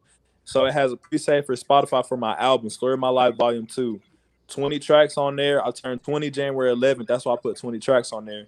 Okay. And just listen to it all, man. It's real stuff. So I appreciate that, man. This is a blessing for real. Man, yes, sir, young fella, man. We appreciate you coming on, pushing, bro. bro. Keep Yes, sir. pushing. Keep pushing. All right, little bro. Peace. Yes, sir. Yeah, man. So back to the show. I had to show little bro some love, man. And show little bro some love. So back to the show. He said, RGG, why you looking so salty? Get this man some tacos. No, man, I've been a little under the weather, big fish. Yeah, RGG usually be turned, bro, man, Hey, shout out to RGG for coming in here, even though he ain't feel too good, man. Man, we appreciate Shout out it, to my big brother, man. Much love, bro. I ain't feeling good neither. You know what I'm saying? I'm over here trying to make it. I'm telling y'all, if I was on my deathbed, I'd probably scroll my ass in here for y'all. Trying to tell you too, man. But I wonder if you get that same feeling, bro. Do you know, like one of the biggest things for me is when people talk about how they look forward to coming to the live, night after night. That's the thing for so many people to do, man. It's people that go to work. You know what I'm saying? You think about it, us being into guns like we are. You imagine talking to the average person outside of YouTube about that shit. They think you crazy as hell. No, bro. Yeah, bro. Wait, how many guns you got? What? When I be telling people about YouTube, they be like, "Oh yeah, what's your YouTube? What do you do?" I be like, I deal with guns. Everything get quiet. It's a hit or miss. It feels like they be just about to say, "Yeah, what's your channel?" I'll follow you. And then when I say guns, they be like, "Oh, yeah." That's why you only supposed to shop your gun channel in the gun stores. That way it works itself out. You start doing it other places, they're gonna be like, somebody get them. Y'all want to know something funny? When I talk to the females about it, they go check it out. It seemed like that's about females are our color. A lot of the dudes don't be with it, but when I kind of talk to white guys about it, they be like, "Oh yeah, I'm gonna come check you out." And, you know what I'm saying? They be with it, bro. So, man, you never know, man. You never know who watching you, who ain't. Like, a lot of people think we crazy though. For real. They got he said adapter plate. The Ruger 5.7, they got an adapter plate for it now, so you can put an optic on. The Ruger 5.7 was always optic ready. Oh yeah, surely is. I don't even look at mine like that. I guess that's why I wouldn't know. I done shot it a few times and don't even touch them. You like Gershon about to donate it next year, man. Gershon don't give up that fact. Hey, I ain't gonna lie, man. As much as I favor FN, I'm sorry, it just don't get no play, bro. I like, it's fun for the price point, but hell, I favor FN so much. It's like, but I ain't shooting too much 5.7 right now. No way as high as it is. Nobody's shooting too much of it. Man. Although I did go in Cabela's about 2 weeks ago, man, they had a whole shelf of 5.7. When I'm talking about a lot. And you ain't hit your little brother up and tell me. See? How you was gonna get it? You in Dallas, bro. You couldn't have made it here in time. You learned the plug. You know how to ship it out now. Yeah, they had a gang of it, bro. It's like $40 a box, though. That still ain't cheap. And click with what Coy said. Look what Coy just said. Go back up on that chat, Gershon. He said he at work right now. And because if this homeboy listening, man, we want to address it. Look what he said. Shout out to Coy, man. Man, shout out to my man Coy, bro. He aligned me. We in the same trade. Tell bro, like it's just like anything, man. You can look at it like sneakers, whatever anybody into collecting. They could be collecting lighters, cologne. You can only wear one cologne at the same time. Well, you could wear more than one if you wanted to. I mean, you can layer, but Yeah. I can carry two pistols. It is everything, every hobby, no matter what it is. It could be sewing, t-shirt making, drawing, whatever it is. There's a community out there for it. It's a whole community out there for it. Crafting, whatever you name. Like it's an entire, like obviously it's an entire gun community. So it's, everything is out there, man, no matter what you do. But shout out to all them guys down in Atlanta, man. I don't know if y'all ever had a chance to meet them or really chop it up with them. All these Georgia guys in here. Oh yeah, Hot Tub, Coy down there, $2. Oh yeah, you know them my partners, bro. Man, some great group of guys, man. Shout out to my fly family too, man. Billy is a dope guy as well, man. Yes, sir. My fly down in Atlanta now. Named everybody. Man, since we taking time out to shout out everybody, shout out to Messiah, man. You know what I'm saying? Bro, where you at? Nice shirt. Why only half of your face showing, G? No, he trying to throw off his shirt. He shout out, man. Y'all like that, man. You know, I think that shirt pretty dope. You're getting a little skinny over there, boy. What's going on? You ain't eating good, or? Don't worry about it. I'm worried about it. When I get to the meetup, y'all gonna wonder what y'all gonna be like. Damn, what Gershon at? What Gershon at? I'm like, I'm in here. I can't get too skinny. My head too damn big. I might look like a crackhead, so I got to lose just enough weight. I don't want to be looking like Gator on Jungle Fever. You gonna be looking like Star Jones in the face. Hey, I come in there hollering. You know I do it. You know I do it. I'm a crackhead. Yeah, man. So RGG, so what? So like, what's up for the new year, man? You getting more tactical? We seen the infamous stutter step you was doing. Yeah, you like the tactical training videos? Definitely. Yeah. So you gonna have more of those. So I take it you stepping your tactical game up a little bit this year. Absolutely.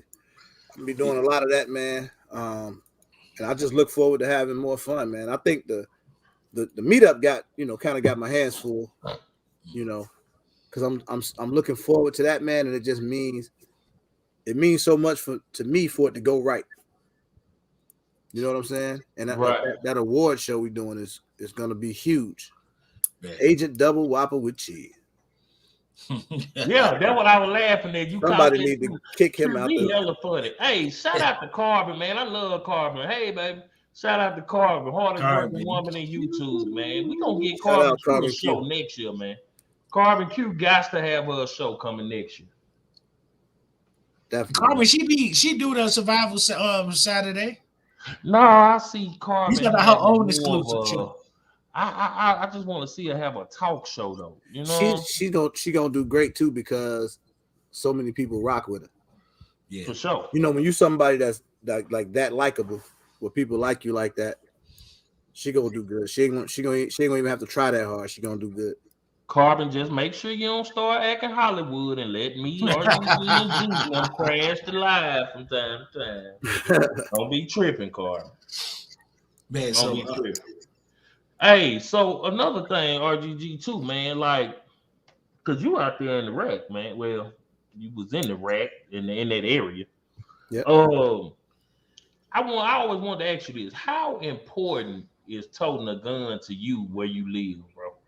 Like, do you feel like that's net? Cause y'all got some strict, and Juice know, cause he from that way. Y'all got some hella strict gun laws, bro. So strict to the point where I ain't even out there, and it make me mad. Cause I feel like they want y'all to get caught slipping and get hurt. Cause it's like all the criminals got guns, but they make it so hard for the citizens to get them. Like, how important is that to you, man? Being a gun guy out there. Well, I mean, now, so coming up, you carry the gun because of the environment, right? Like it was necessary. For me at 17, when the neighborhood started getting crazy, and people started shooting, they stopped fighting. Like, I was always game to throw my hands. Well, I beat the hell out of somebody. I got a mean. Hold on. Wait, you mean to tell me regular gun guy got some hands? I'm talking about, boy, when I tell you my hands is something vicious. He always said. You can ask anybody I came up with. Ain't nobody gonna doubt it. Boy, but that all went away when they started shooting. So that's out the window at that point. Put your hands in the holster when they start shooting. Shout out to Black Point. I say this though, bro, and y'all know because Juice know this better than anybody here probably that's not from Chicago. Chicago a different city, bro. And I don't mean that like it's harder than any other city or stuff going nowhere else. But when I tell you it's a different kind of place, man, I think it's almost impossible to put it in words, bro. Man, like, RGG, like why QB on you like that? He said you ain't fight nobody but gas. That's nephew right there, man. I let him get away with all that. But I tell you one thing: as soon as we get to Nashville, boy, I'm gonna slap QB dead in his ear. Everything he ever said. His earring got his ear. But see now, this is the thing, because on Wild Wednesday, when we interview people, we try to get the exclusive. Like Yoke came on here last week and dropped some gems. It was exclusive. We got to know because you said you got hands. What's the worst ass whooping you ever put on somebody that you can remember? Because sometimes when you whoop them, they might say, "I'm sorry. Please don't hit me no more." Yes, what's the worst? You ain't gotta say no name. Just what's the worst beat down you ever got? The realest thing I ever said, bro. Listen to this. When I used to be in the neighborhood, we get in the fights, bro. I used to think I had the coldest one-hitter quitter in the world. I felt like if I could just catch him clean one time, he on his ass. I put that on everything I love, my grandkids, everything. Boy, I'm talking about that right hand was vicious. I used to love Mike Tyson, bro. I thought I was really him. I get into a fight. All I want to do is catch him. I ain't care how big he was, none of that. I'm talking about it was that. And I wasn't scared to fight nobody. You run up on me, we can get it popping. But yeah, man, definitely done got it in, man. We used to fight a lot coming up, man. Ramsey J on your ass, man. He say you fighting the manager at McDonald's if they give you 18 nuggets instead of 20. I'm gonna fight him too.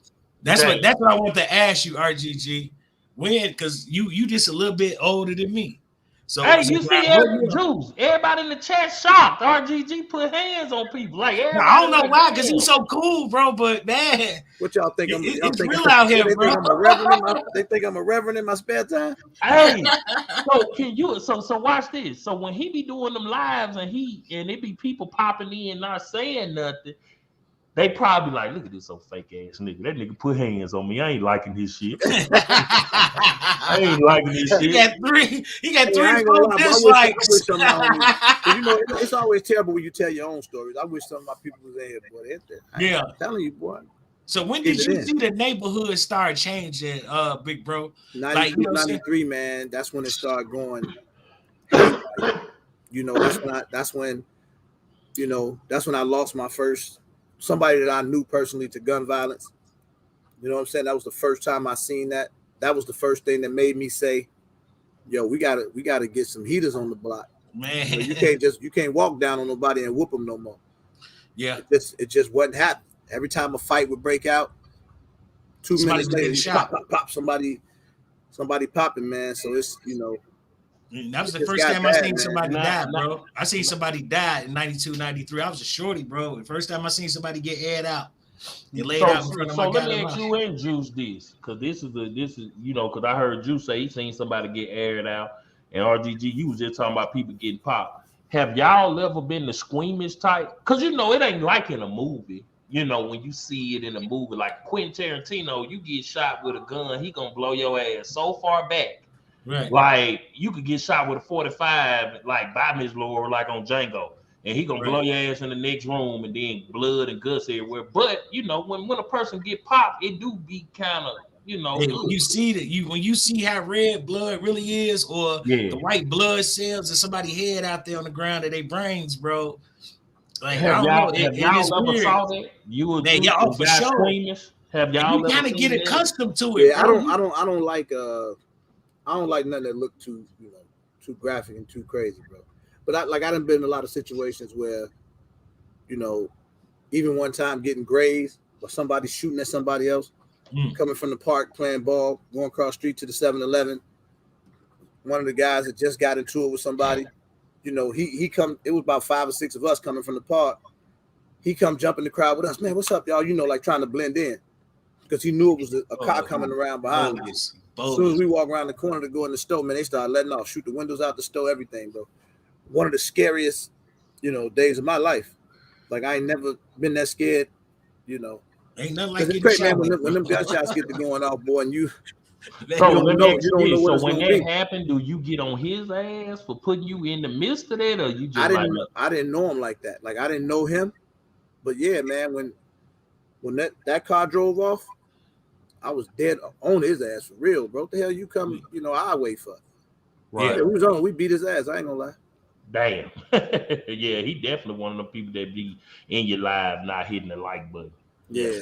But that's some dirtbag stuff, though, bro. You don't put everybody's life in danger, and it was something that he probably started or said or had something in, and then he just on try to blend in, like man, like that's So do y'all feel like you and Juice? Do y'all feel like Chicago has gotten worse from when y'all was shortest to now, or is not? Hell yeah, man. Hell yeah. Look, bro. I ain't never seen streets like this Not me in my either. life, man. Well, I was And what I tell people is this: every time you start hearing about gun violence and what goes on in the streets, you always hear Chicago in the conversation. It's a million crazy cities out here, man.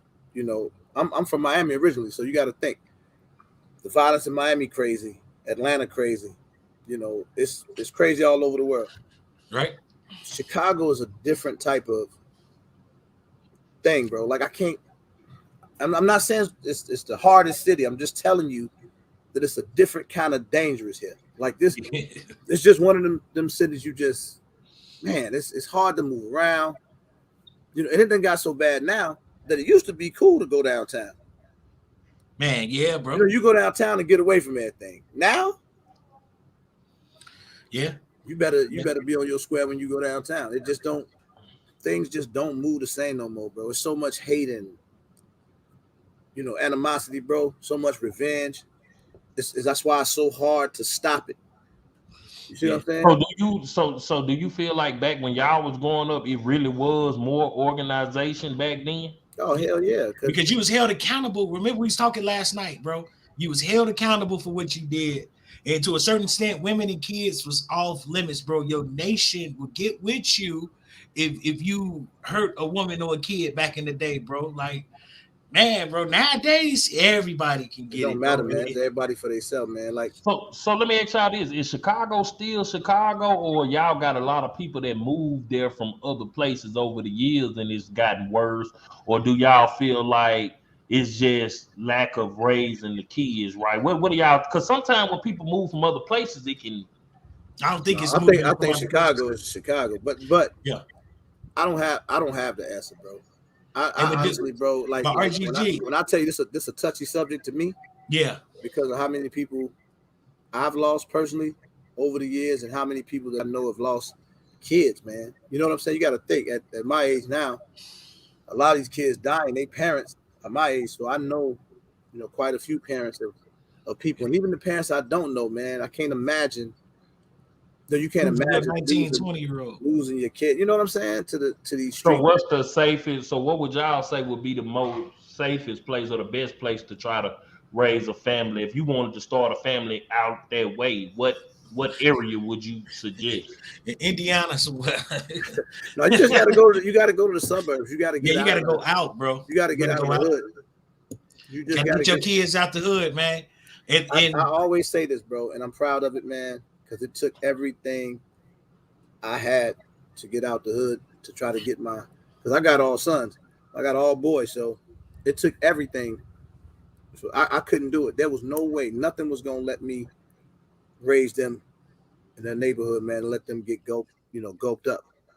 It's against the law in Cook County to have a bulletproof vest. Wild Williams. See, these gun laws and these laws, man, I'm telling you, bro, they make it illegal for you to have a bulletproof vest in Illinois. Yeah. So but that's that part of it, man. But like, and me, I'm one of those that I don't like to glorify nothing. Yeah, right. Street related nonsense. The older I get, I'd be like, I wish it was a way to wipe it out.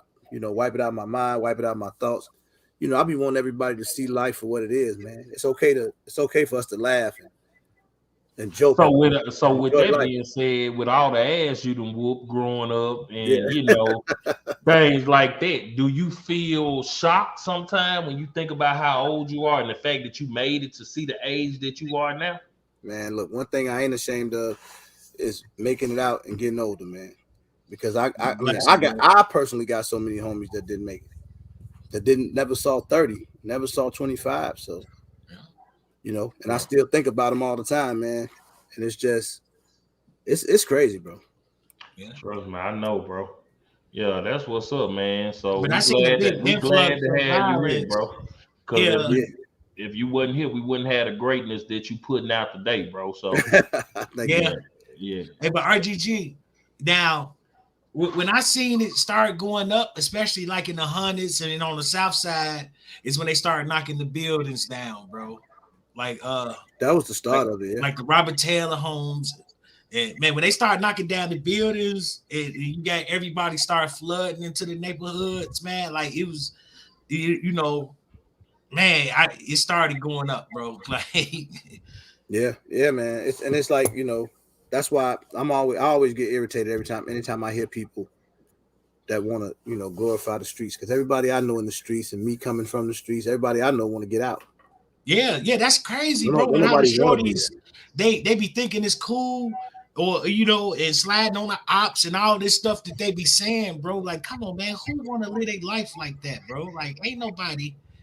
And when we start coming out to the suburbs, and these dude mamas was RNs and they daddies them had good jobs, but they want to gang bang and sell dope, bro. It was the weirdest shit to me ever, bro. I could not believe it. Like, I'm like, man, y'all got beautiful homes.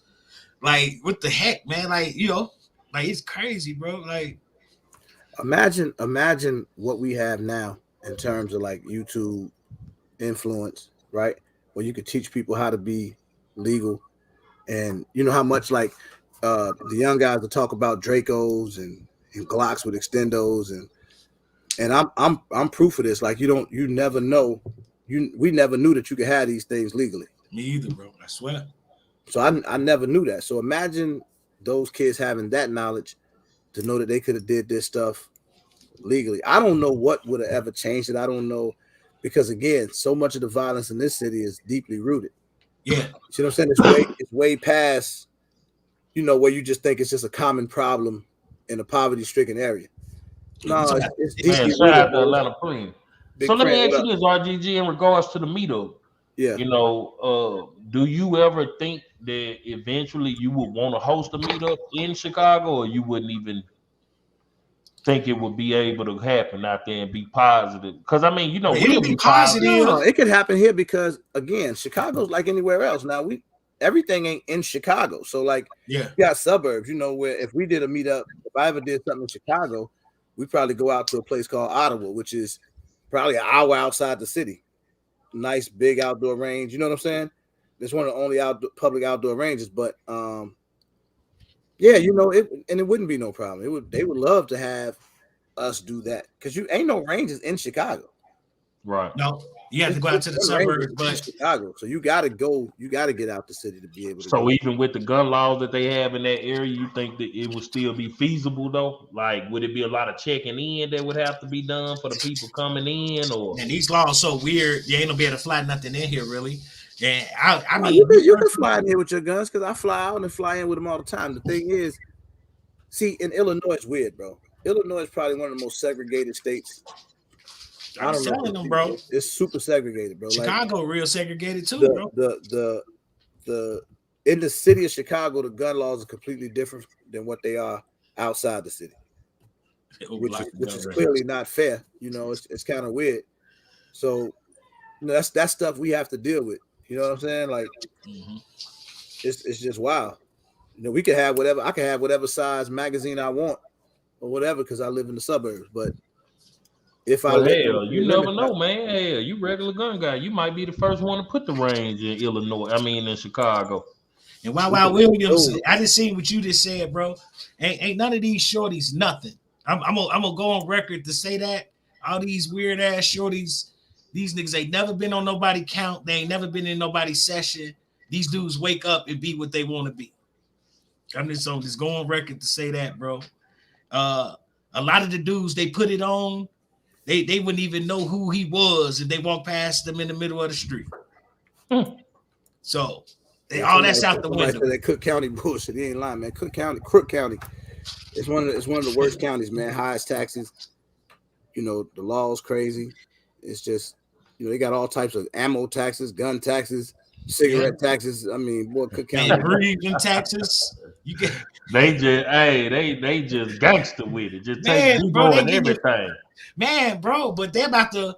It's a lot of stuff in circulation. As a in the future, I'm thinking these gun laws, especially this case that's in New York right now, the New York versus the Supreme Court case they're about to take up. This don't say a lot about the future of the 2A, man. I don't know if y'all paying attention to that, but they just basically the people in New York saying that, man, like, because you know, self-defense is not a reason for them to be able to conceal carry or own a gun in New York. You got to have some other kind of reason. So they taking that to the Supreme Court, and I think they're gonna win this case. And that's gonna set the statutes for a whole lot of states and stuff like that, I think, for the years to come. And so I think it's looking good, man. Now, RGG, if I'm not mistaken, bro, you originally from Florida, right? Yeah, I'm originally from Miami. Yeah. Do you ever go back? Yeah, from time to time I try to get down to. I go to Florida a lot, because a lot of my family's still in Florida. Okay. But so I'm what not in always the in hell Miami. what in the hell made you come to the rack? My parents, bro, they moved here. Shit. I couldn't. Well, I had no. I was little. I didn't know no. I didn't know no better. Hell, if I had an option, boy, I'd damn sure stayed in that warm weather because I'm trying to get back there, man.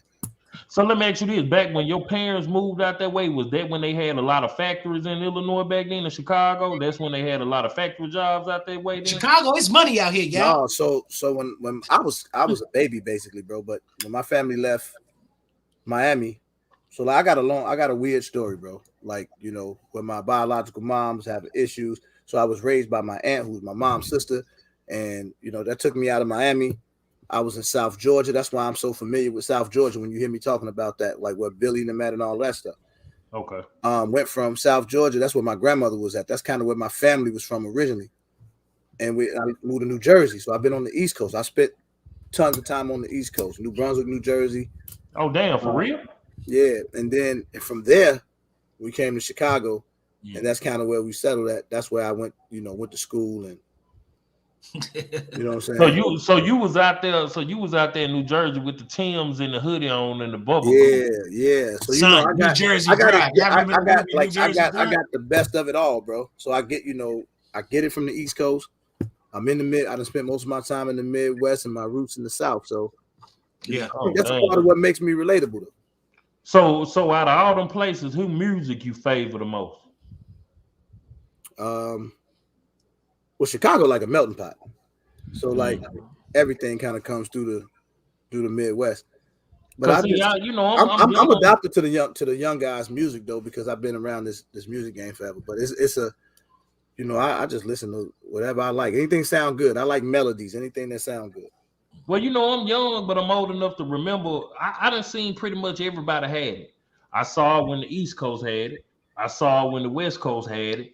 Then I seen when the Midwest was doing their thing and had it. I seen it when down south had it. I seen it when, Florida. Go to drill music.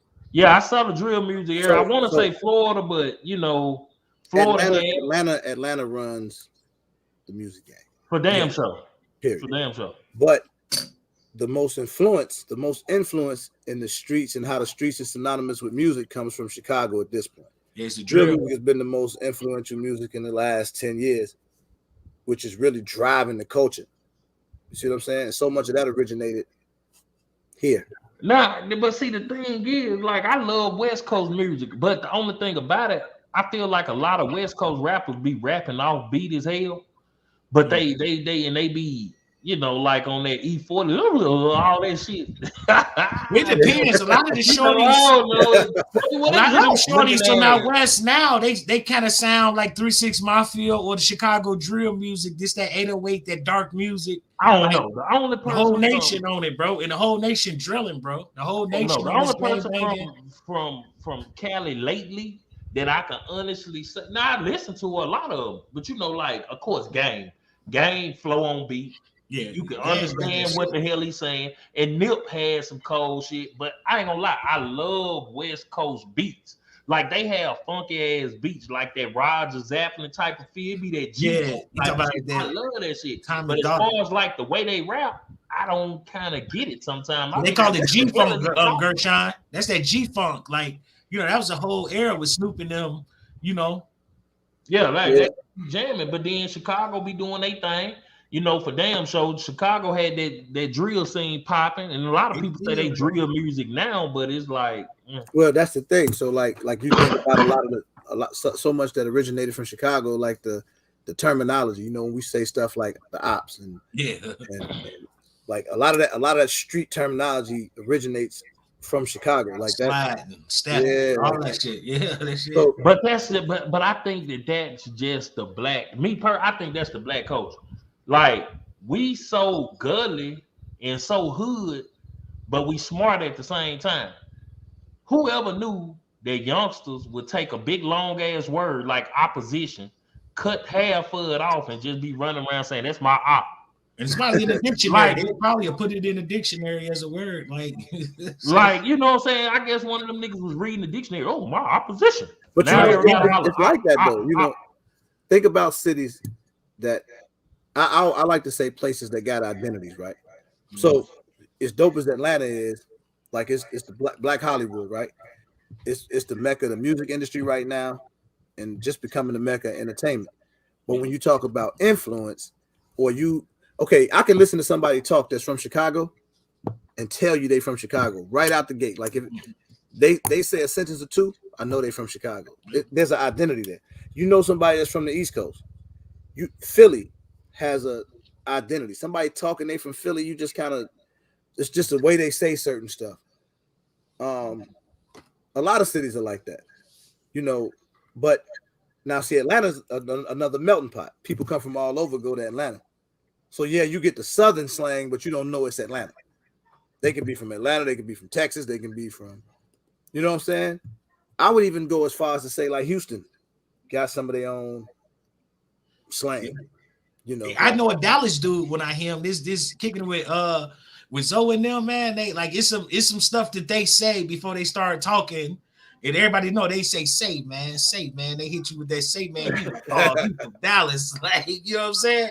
So but you just know when you hit some people, you wouldn't know it if you're not from here, but when somebody from Chicago, man, you could walk past. It didn't happen to me in the airport, bro. I'd be going somewhere, I hear somebody talking. They could be ordering food. I'll be like, bro, you from Chicago, ain't you, man? Like, where you from? Yeah, yes, sir. You know, you just know it. It's like for real. Yep, it's a language in itself, man. It's a slang. It's something about that Chicago slang that's dope to me. Yeah. So would y'all say, you know, the culture there is, because I mean, with outside all the murders and killing, would y'all say that that's a kind of like a friendly environment in a way? Like, is it a close-knit environment? Would y'all say? Because, like, for instance, what I'm trying to say, most people that when you say, okay, New York, even people who haven't been there, the first thing most people gonna say is, oh, I heard they was rude as hell in New York. Like, that's the first thing. Might not never even been to New York, ain't stepped foot in New York, but they say, oh, somebody told me it was rude. They was rude. But when I've talked to people from New York and asked them how they feel about people saying that, they say it's not that we rude, it's just the way it's the culture. If we don't know you, we don't just go around speaking to people. You know, if somebody walk up to me talking about, hey, how you doing? I'm gonna want to know, what the fuck you speaking to me for? I don't know you. Do I know you? You know, and they always looking out for con artists and people trying to get over, so it ain't always that friendly shit. So how do you feel about the environment in Chicago? If somebody moved there? I think most big major cities got that same thing. They all got a certain aura. New York got their aura. Chicago got an aura. LA got an aura. When you start going to the big cities, they all got that thing. You know, whatever their thing is, they all got that thing, man. So I don't know, man. I mess with New Yorkers. There's a lot of New Yorkers in here. Yeah. Shout out to my boy Big Zach. You know. Yeah. So Carbon Q's a New Yorker. Yeah. My Five Family's a New Yorker. Rodney Brady's a New Yorker. Carbon Q said we just short with the reply. Yeah, it's a lot of New Yorkers in here, man. And get Carpet mad, boy. That Brooklyn comes straight out quick. Hey, you know another thing about New York? They hard as hell to please on the entertainment side. If you want to be a comedian and you ain't funny, they gonna boo your ass. If your music game ain't together, you gonna get talked about. Boy, New York a hard crowd, boy. And Wawa Williams be saying some wild shit, bro. But one thing about Chicago dudes, I think we the most blended people, Chicago men and women. Like we can pretty much survive anywhere, any city, because we know the rules of engagement. I always use that word a lot, like as far as stepping on people in their own backyards and stuff. Like you get some out of towners from different places. They come in somewhere and think they tough Tony. They don't respect the natives. I think when we move to different places, like we get down, like you know what I'm saying, we blend right in and be able to survive though. Now, another thing I want to ask you, RGG, as far as like Chicago fashion, right? Don't get mad at me when I ask this. But you know, does RGG, I just want to know, and I'm pretty sure the people in the chat want to know, does RGG wear Uggs? Is that like Chicago? What is that Chicago fashion approach? Would RGG ever wear a pair of Uggs? I almost felt disrespected. I had to think before I spoke, but I will come clean, bro. I had a pair of Uggs a couple years ago when they first started doing the men Uggs, the ones that look like the Timbs a little bit. They had the, you know, they like they look like the classic Timbs, but they got the fur around the top. They was men Uggs. Man, who bought you them goddamn things? There you go. They was hard though, bro. Wild Williams. There you go. Somebody that wore Uggs before, you know. Oh, Wild Williams, he wear Uggs though. He wear them on the regular. He wear the boat looking ones. Yeah. You ain't seen the last Wild Wednesday. But they've been giving my man's a hard time. So I just wanted to see. He wear the boat Uggs. Well, you know, he be on the move. He said, "Nah, the slippers." And I just wanted to see could we get anybody else on board with the Uggs. Ramsey J say he unsubscribed. Hey, Ramsey can't talk, bro. That motherfucker, he was scared to come on that camera. For the record though, I wear like one Crocs. And, a lot of Nike sandals and shit like that. I wear like New Balance sometimes. Yeah. Right. Yeah, that's it for me right now. You got any Jordans in your repertoire? My whole house got Jordans, bro, and I really don't got a lot of Jordans. Like everybody in my house, from the wife to my sons, are all like Jordan heads. But did you have them all back in the day, bro? Did you get them all back in the day, Lito? Not all of them, nah, man. I couldn't afford it, bro. I grew up poor, brother. No. I did have some LL Cool J troops. God damn. When I was in sixth grade.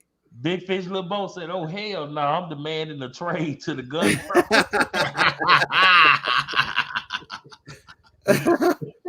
He said, "Boy, if you wear Ugg boots, you kiss your bullets before you shoot them."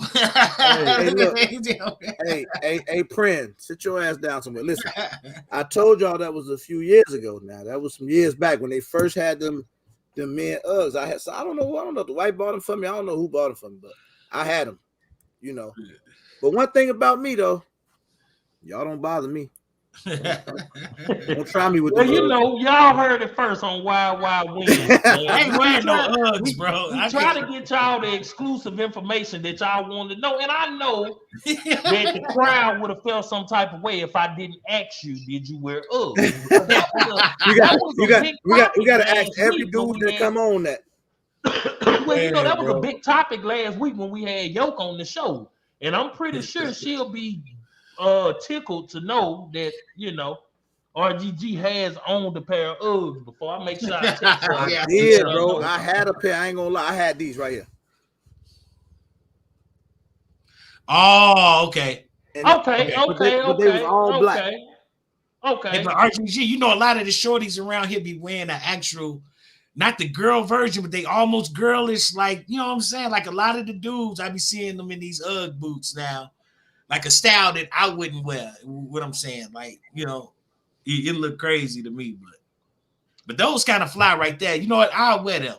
Yeah, Yoke almost, you almost got $2 when she heard him say wear the Ugg boots. She almost cut. She didn't slip, man. You know, that hurt too, man. She didn't help me get that $2. I'm still mad at her, but I ain't talked to her since. I'm still mad at her about that. Then be saying everything he wearing is cowboy boots and Crocs, bro. So RGG, in addition to the meetup, big bro, you got any other events you plan on coming up with in the future? Because you do a lot, man. You got any other meetups you want to do? No, man. I just want to get this one out the way because I really want the community to look at this as being, that event, right?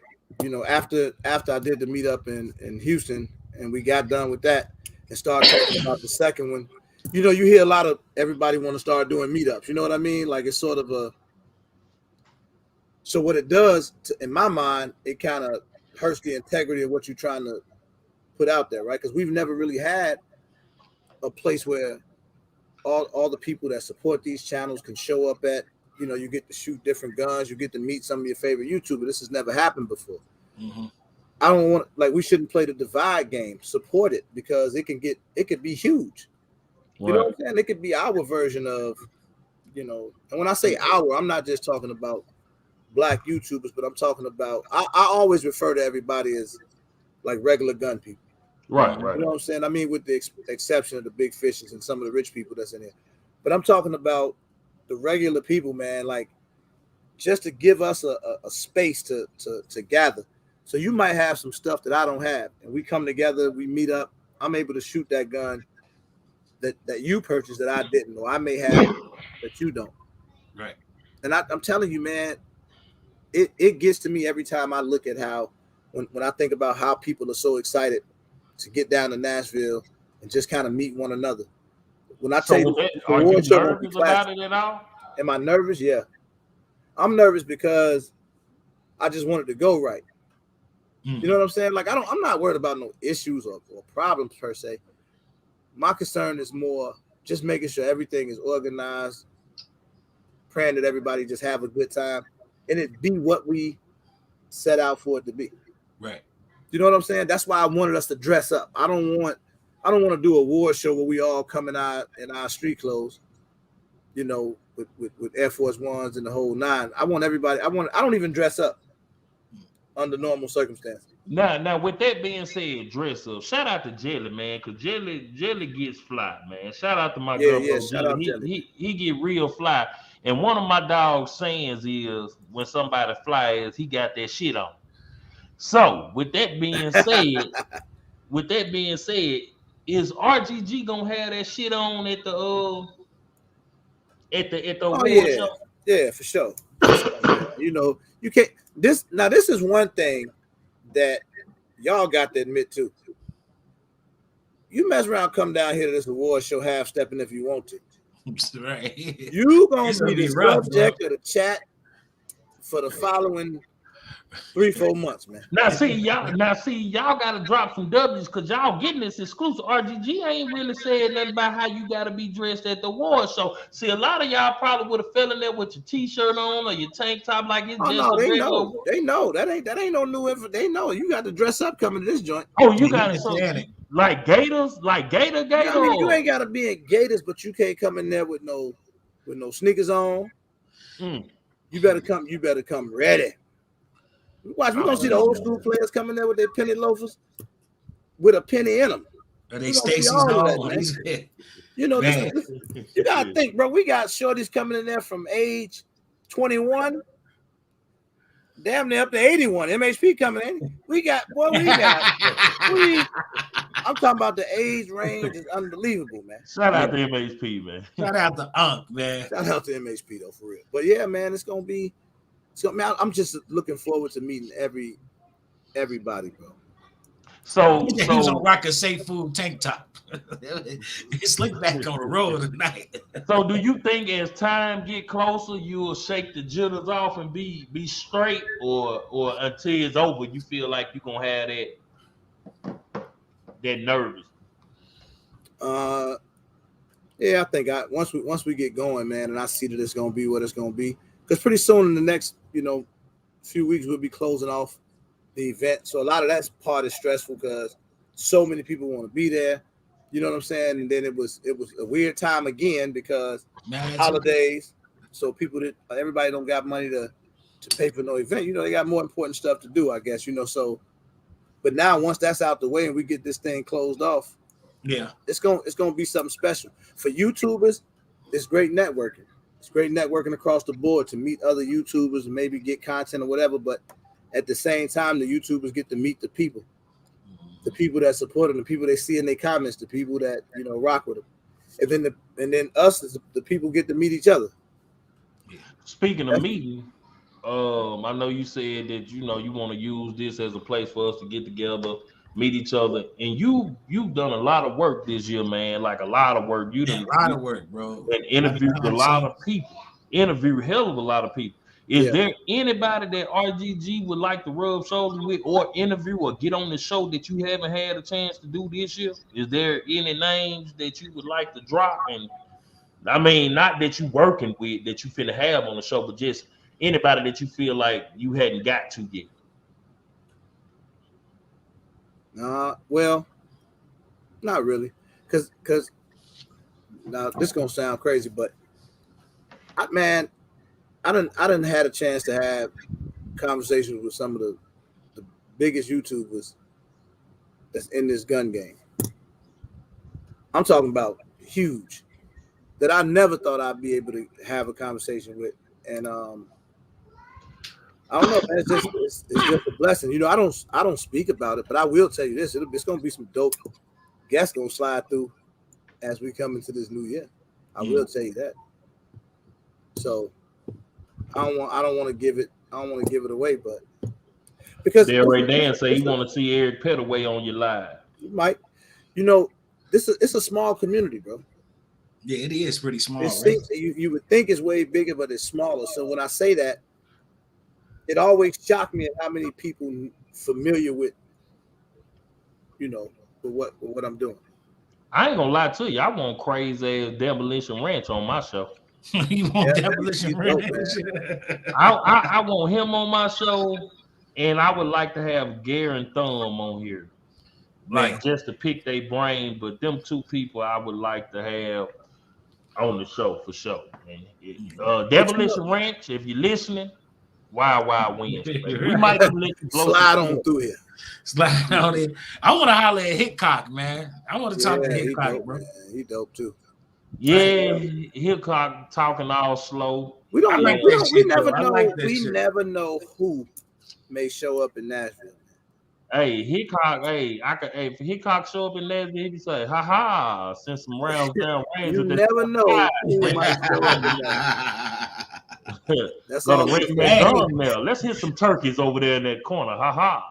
Ain't nobody gonna want to shoot if Hitchcock comes. Oh hell no! No. Slow said you big time RGG. How you feel about that, man? Man, shout out Philly Slow. That's dope. But nah, man, I don't take that. I'm gonna tell you something, bro. Do you know that type of stuff creates the most hate and the most resentment just when other people say positive stuff about you? I don't know if y'all have seen this or experienced it, right? Like if you hear anybody ever say something about me that's positive, like, oh man, I love what you're doing, you bring people together, you're doing whatever. 9 out of 10 times it's other people saying it. It's not me saying it. I'm not telling you that, oh man, I'm doing this, I'm doing that, I'm doing this, I'm doing that. It's other people that's just respecting what we have going on and showing love. But then you got the people, certain people will look at you funny, right? Like I give you a Wild Wednesday exclusive. It's YouTubers out there, 1 or 2, that stop rocking with my channel, and I ain't never did nothing to them. It's all based off of what they hear other people say, and it bothers them. Why they always saying that about him? He didn't do that. He didn't. It's that type of thing. Right. I call it the LeBron James syndrome. When people say LeBron the GOAT, the Jordan lovers. Yeah, man, we love Mike. Better get your ass out of here. We love Mike, RGG. We seen it with our own eyes, bro. Yeah, so that's what I call it. I call it the LeBron James syndrome. But no matter what, no matter how many people you lose or that may not frequent with your channel no more, new people come along. Yeah. You get what I'm saying? I haven't changed. So Have how y'all does saw me change? RGG like Nah, I didn't. you know being because you said earlier when we first started live, you know, you learning the ropes and I'm pretty sure you learning how the politics go. It is how does RGG handle that when that happened? Do you try to reach out and build them relationships back if they worth building for the people who just stop rocking with the channel, or do sometimes you just let it go where it go and maybe it'll turn back around? How do RGG handle it? Well, with me, okay, I'm like this. If I know I never did nothing to you, like if I never did anything to you, I don't really know you, then there's no reason for me to try to reconcile and see what the hell wrong with you. It's you know, I ain't want to cuss on Wild Wild West, but this would be the place to do it.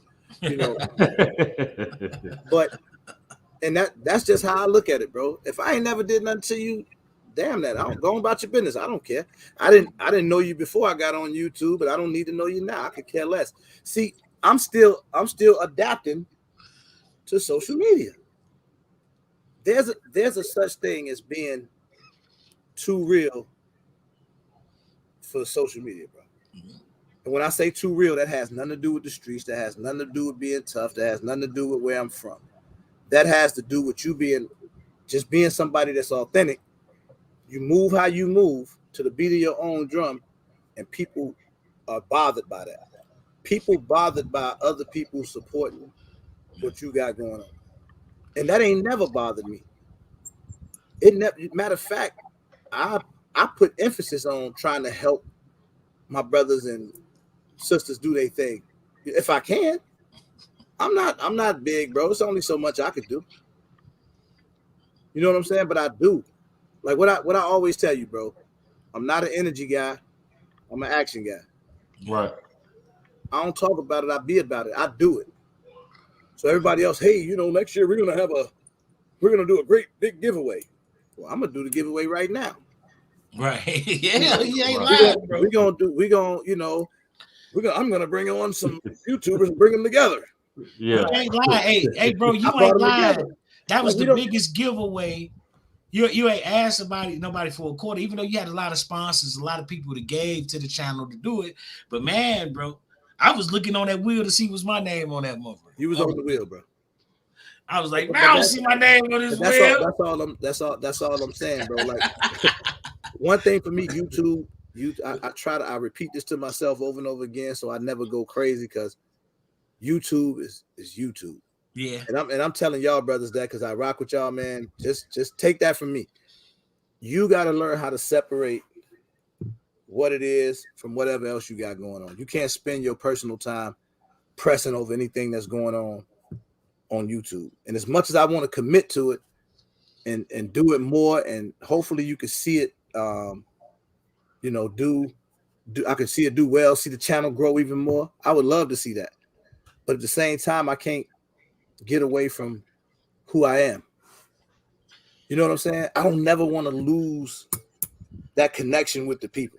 Right. And that's easy to do the bigger you get. And they'll know. My bad. Just go ahead and say what you were gonna say. I was gonna say they'll know, man, when we start getting on that funny shit, like we like to say, or they deem it as funny shit, they'll know. They can see right through it, man. The people who genuinely come to see you for you, and then you do get on that funny shit, they know automatically, like, man, this dude tripping, you know, some big head shit, or so, you know. And Wild Wednesday, we want to keep that connection with everybody too, man. We don't want to, you know. We just some normal dudes too, man. Like we all regular dudes, like RGG. Think about the picture we've painted to create a trend, right? Mm-hmm. People won't admit this, but y'all are part of this as well, because y'all do the same thing pretty much in terms of how you connect to the people.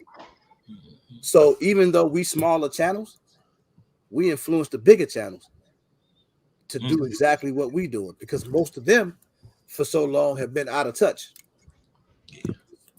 This is a fact. I'm not making this up.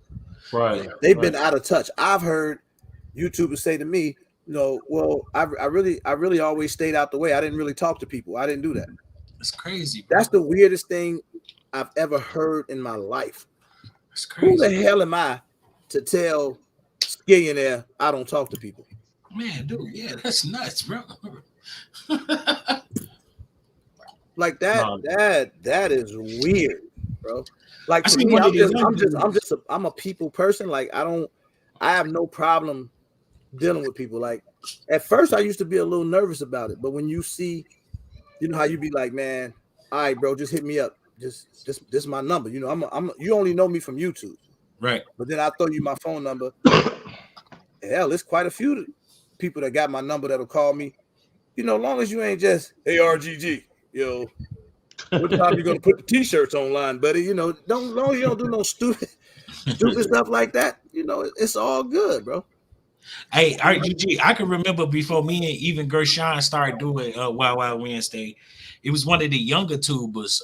He came on and you was asking him a couple of questions. I ain't no dropping no names, but he was like, man, who you collab with or who you do with? And I deemed it as arrogant. Now I might have misunderstood it. He's like, oh man, I really don't mess with nobody. I do my own thing and blah blah blah blah. I'm like, man, this dude arrogant. Then I'm like. You know what I'm saying? No, I'm gonna cover. I'm gonna go ahead on. I know who you talking about. You talking about Bucky, probably. Yeah, bro. That shit. I mean, well, I it was arrogant don't to me. think I'm gonna step in for little bro. I don't think he's arrogant at all. Actually, I think he's one of the more humble young YouTubers out there. I think what he was saying was, you know, sometimes he don't want to piggyback off of what another YouTuber's doing, so people will say, "This is how you got your numbers because you piggybacking off of this guy, right?" Or whatever you do. So that to me, I don't look at that as arrogant. I used to watch Bucky long before I got on YouTube. But it's just in my realm, I don't. This is what I'm saying. I don't worry about that type of shit. Like if, like me and Gershon is out of like, I don't know. Like me and bro just start hollering at each other, man. And like it's to the point where like Gershon, my little brother, bro, I holler in politics with this dude every day.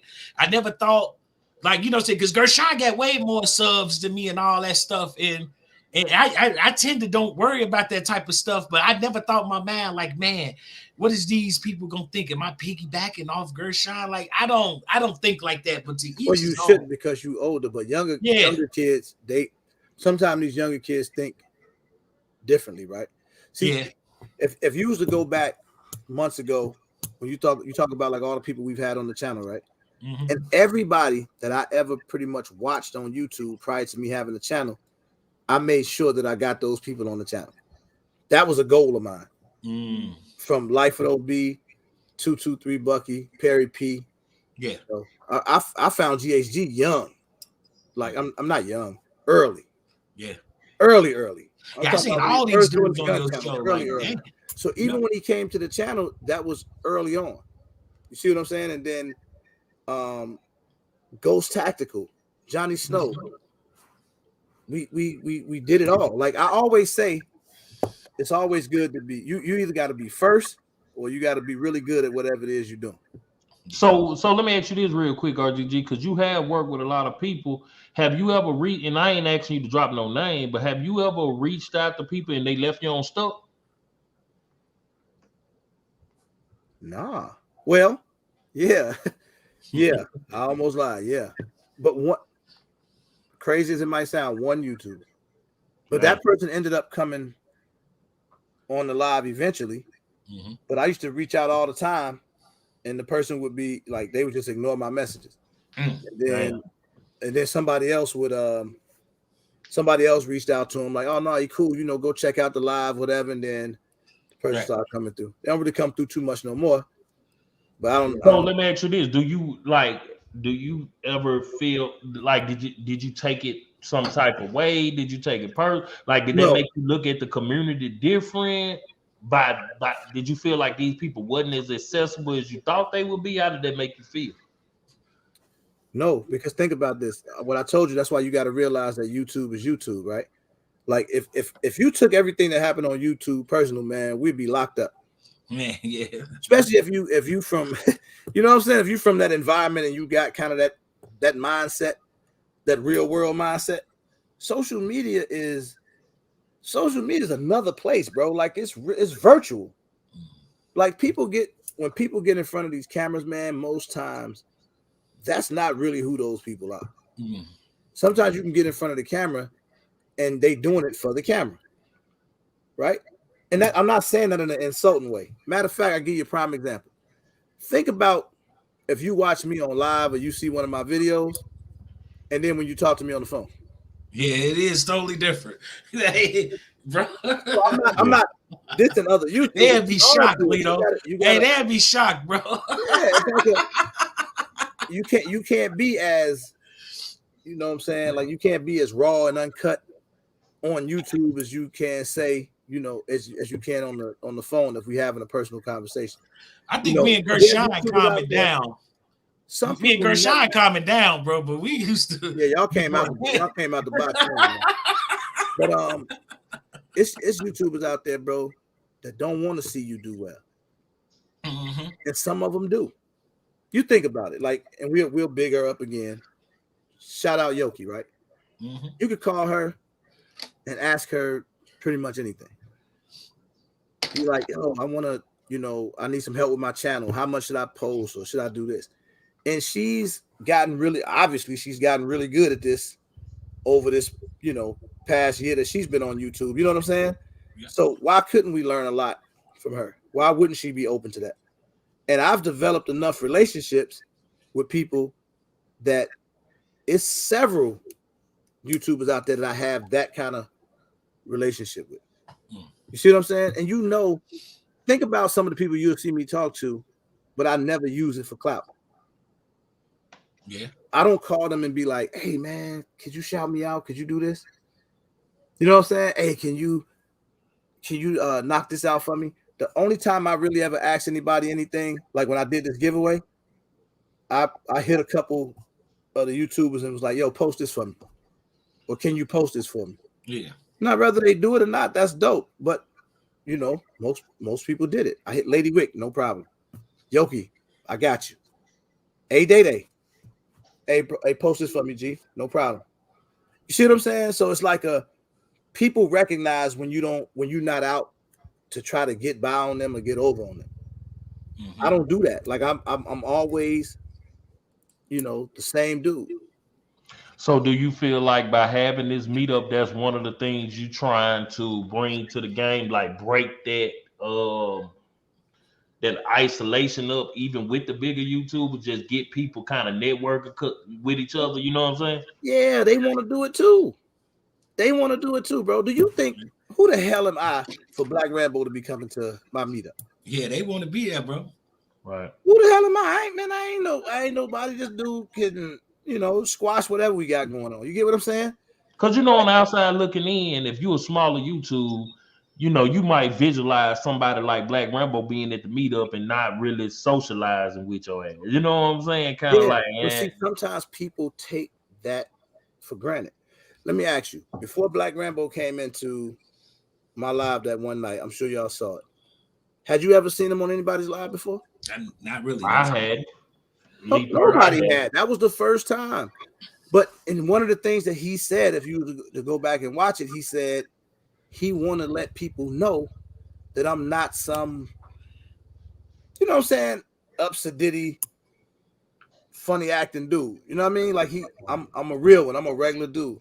And you saw him start opening up to smaller YouTubers and other people, you know, talking to people a little bit more, because sometimes people get that misconception and think these people are, you know what I'm saying, above and beyond. They think that they somebody. You look at him like celebrity. When they are, he is a celebrity. Don't get me wrong, because the dude is extremely popular, especially in this community. But he's still a regular guy at the end of the day. Yeah. And you know what's crazy? I don't really look at him like that, because I feel like, me personally, I'm an extroverted introvert. Like, I be live and that mean? Me either, like, bro. He just stupid for one. Like, I'm extroverted because when you see me, I talk, I crack jokes, I talk big shit. But if you really know me, I don't like all that bullshit. Like, I don't like to be bothered a lot of time. Like, I like, sometimes I'm just to myself, and people be like, damn, what's wrong with him? He ain't the same Gershon. Like, we could be cool, and sometimes like Juice will be on the phone with me, or I'll be in the group chat, and I might not just say nothing. I'm just there. Yeah. And people be like, what's wrong with Gershon? Ain't nothing wrong with me. I'm just to myself right now. You know what I'm saying? I don't feel like being bothered, shit like that, but it's cool. Yeah. But at the same time, you know, when I bring people on this show, if you ever notice, Wild Wild Wednesday don't have a lot of guests. No, we don't, bro. I don't reach out to a lot of people. I've reached out to a few people, but if I bring you on this show as a guest, it's got to be because I have a form of respect for you, and I appreciate what you're doing in the community, and I just want to shout you out. But it ain't a lot of people that can say Gershon be in their inbox trying to get them to come on the show, because I feel like the personality that me and Juice bring to the table, I don't need all that shit. Yeah, no, we love throwing the link and having people come in and chop up with us, and we talk about whatever, like, you know what I'm saying? And that's good enough. And that's good enough for me, because that's something I learned from you, RGG. You gotta show appreciation to the people who big you up and show you the most love, and that's the people right there in the comment section. Yeah. You know what I mean? So, you know, when I throw the link out there and be like, hey, I want y'all to come in there and mess with me, it's because I really genuinely appreciate everything that the people have done for Wild Wild Wednesday and just me and Juice as a whole. Because, man, I remember shit like it was yesterday, bro. Us being in your live, cracking jokes, everybody gonna come on, bum rushing your shit. Yeah, man. Coming on your screen. He throw out the link and we jumping on that shit, and he shaking his head like, here come this damn fool. Yeah, man. You know, man, I root for y'all, man. I want to see everybody do well, man. Like it's so much out here to be done, bro. Like you can find your way in this thing, and it's cool, bro. Like, and I just show appreciation to people, and then people try to water that down.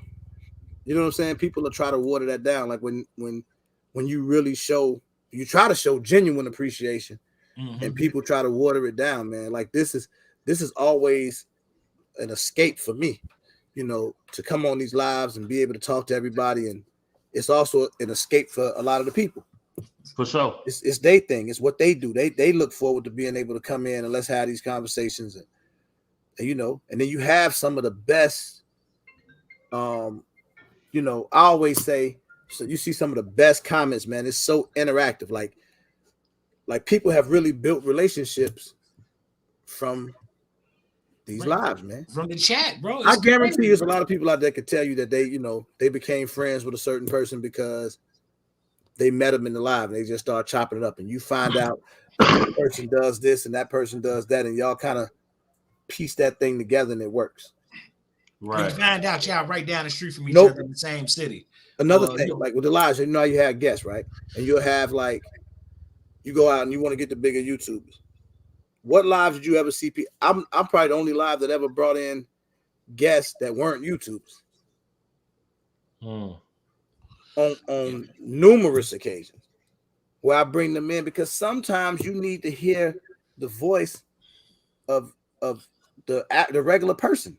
Like it's a regular person. Like you're not a YouTuber, you're not a personality. You just want to hear that person's voice. And man, you think about some of the stories that people done told, you know, on the lives. Yeah, you know, like it'd be the funniest thing. People come in and steal you now, bro. Yeah, oh man, the ham eye story. Yeah, it's just, and you can't make that stuff up. Ain't no way you can't script it, and you just can't make it up, bro. Hey, and that's just a beautiful thing, bro, to be able to interact with people and hear their stories and be like, damn, you know what I'm saying? Done that, bro. Like you think about, I don't know if y'all remember Treka, right? Oh yeah, I think she's like a friend of Diesel or something like that. But she was really dope. She came in the live one night. You start seeing that she's real knowledgeable about stuff. So you have her on the channel, let her talk. When we had a ladies' night, right? I remember meeting Siege for the first time. And I thought she was so interesting when she talked that I said, hey, look, I'm going to bring you back on here at some point. Just let me know if you want to do it. And she did it. And it's one of my favorite interviews. I don't like to say interviews, but one of my favorite talks to this day was with her, right? Like Pran was another one. You know, we had Gun Girls ATL on there. That was the night we met him. Right after that live, I had a chance to talk to him on the phone. A couple lives later, I bring him on. Yeah. And people get to meet him. So think about some of the people whose names have become pretty popular in these chats that ain't YouTubers. Yeah. Yeah.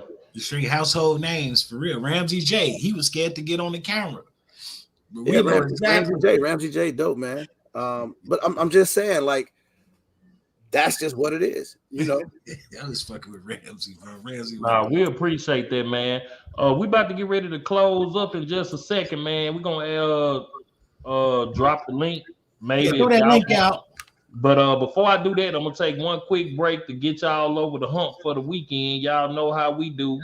And we're gonna turn over with my boy Star Ringo for the weekend, man, to get y'all over this hump. We'll be right back. Jacko Rari. You already know that. Big four up in here, you know. All on this motherfucker. Yeah.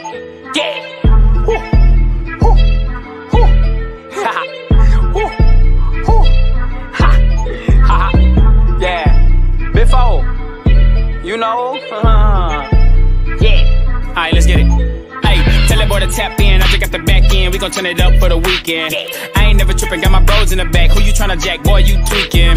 Swing on the block. I already did my thing on the block. Watch what you speaking.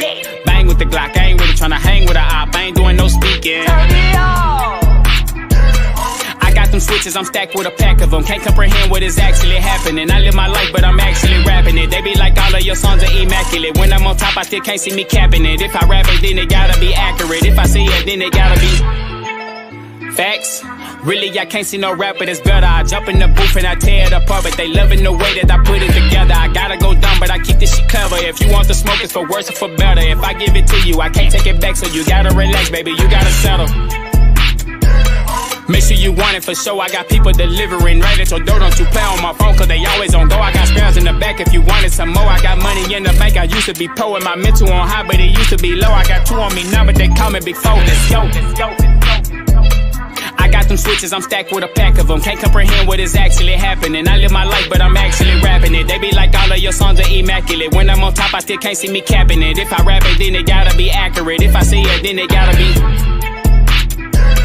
If I say it, then it gotta be factual. When I say I got it on me, it's actual. If I wipe it, then it gotta be natural. Come and get it how you want it, I'm asking you. I don't care about who frontin' or backing you. Run up on me, I'ma up it, I'm blasting you. Tell that boy to tap in, I just got the back end. We gon' turn it up for the weekend. I ain't never tripping, got my bros in the back. Who you tryna jack, boy, you tweaking. Swing on the block, I already did my thing on the block. Watch what you speaking. Bang with the Glock, I ain't really tryna hang with a op. I ain't doing no speaking. Turn me on.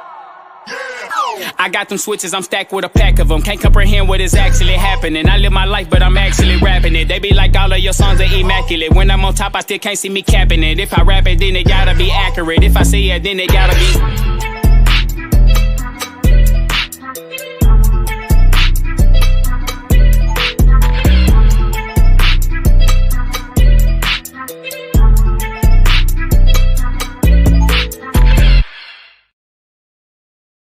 Man, and y'all already know that was I Am Star Ringo, and that is the official song for the weekend, man.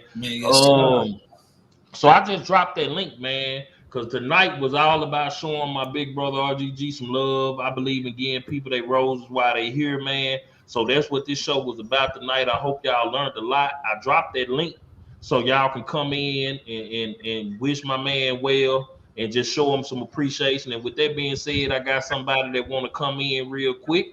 Y'all all know this person. This is my dog, my brother. Praying, man. ATL. Hold on, what's going on? Can y'all hear me? Hat dope, bro. Oh man, I got a ton of these Raider hats. Can y'all hear me? There's big money down there. Man, I got a ton of these. Hey, look, no, white. This the only size. These are the only hats they had in my size. My head so big. When I went to go look for my size, it was all Raiders hat. I was like, dang, don't nobody like the Raiders? Hey, you 8'2"? You 8'2"? Man, but come on, 8 1/4. Oh, damn.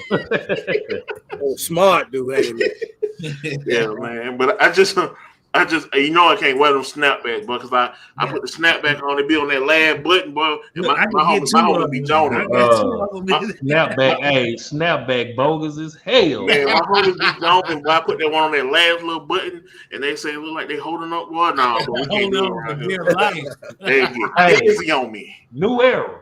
If anybody get this video to y'all, Gershon Tactics is calling y'all out, man. Get some goddamn extra large, super big head snapbacks, because I like snapbacks, man.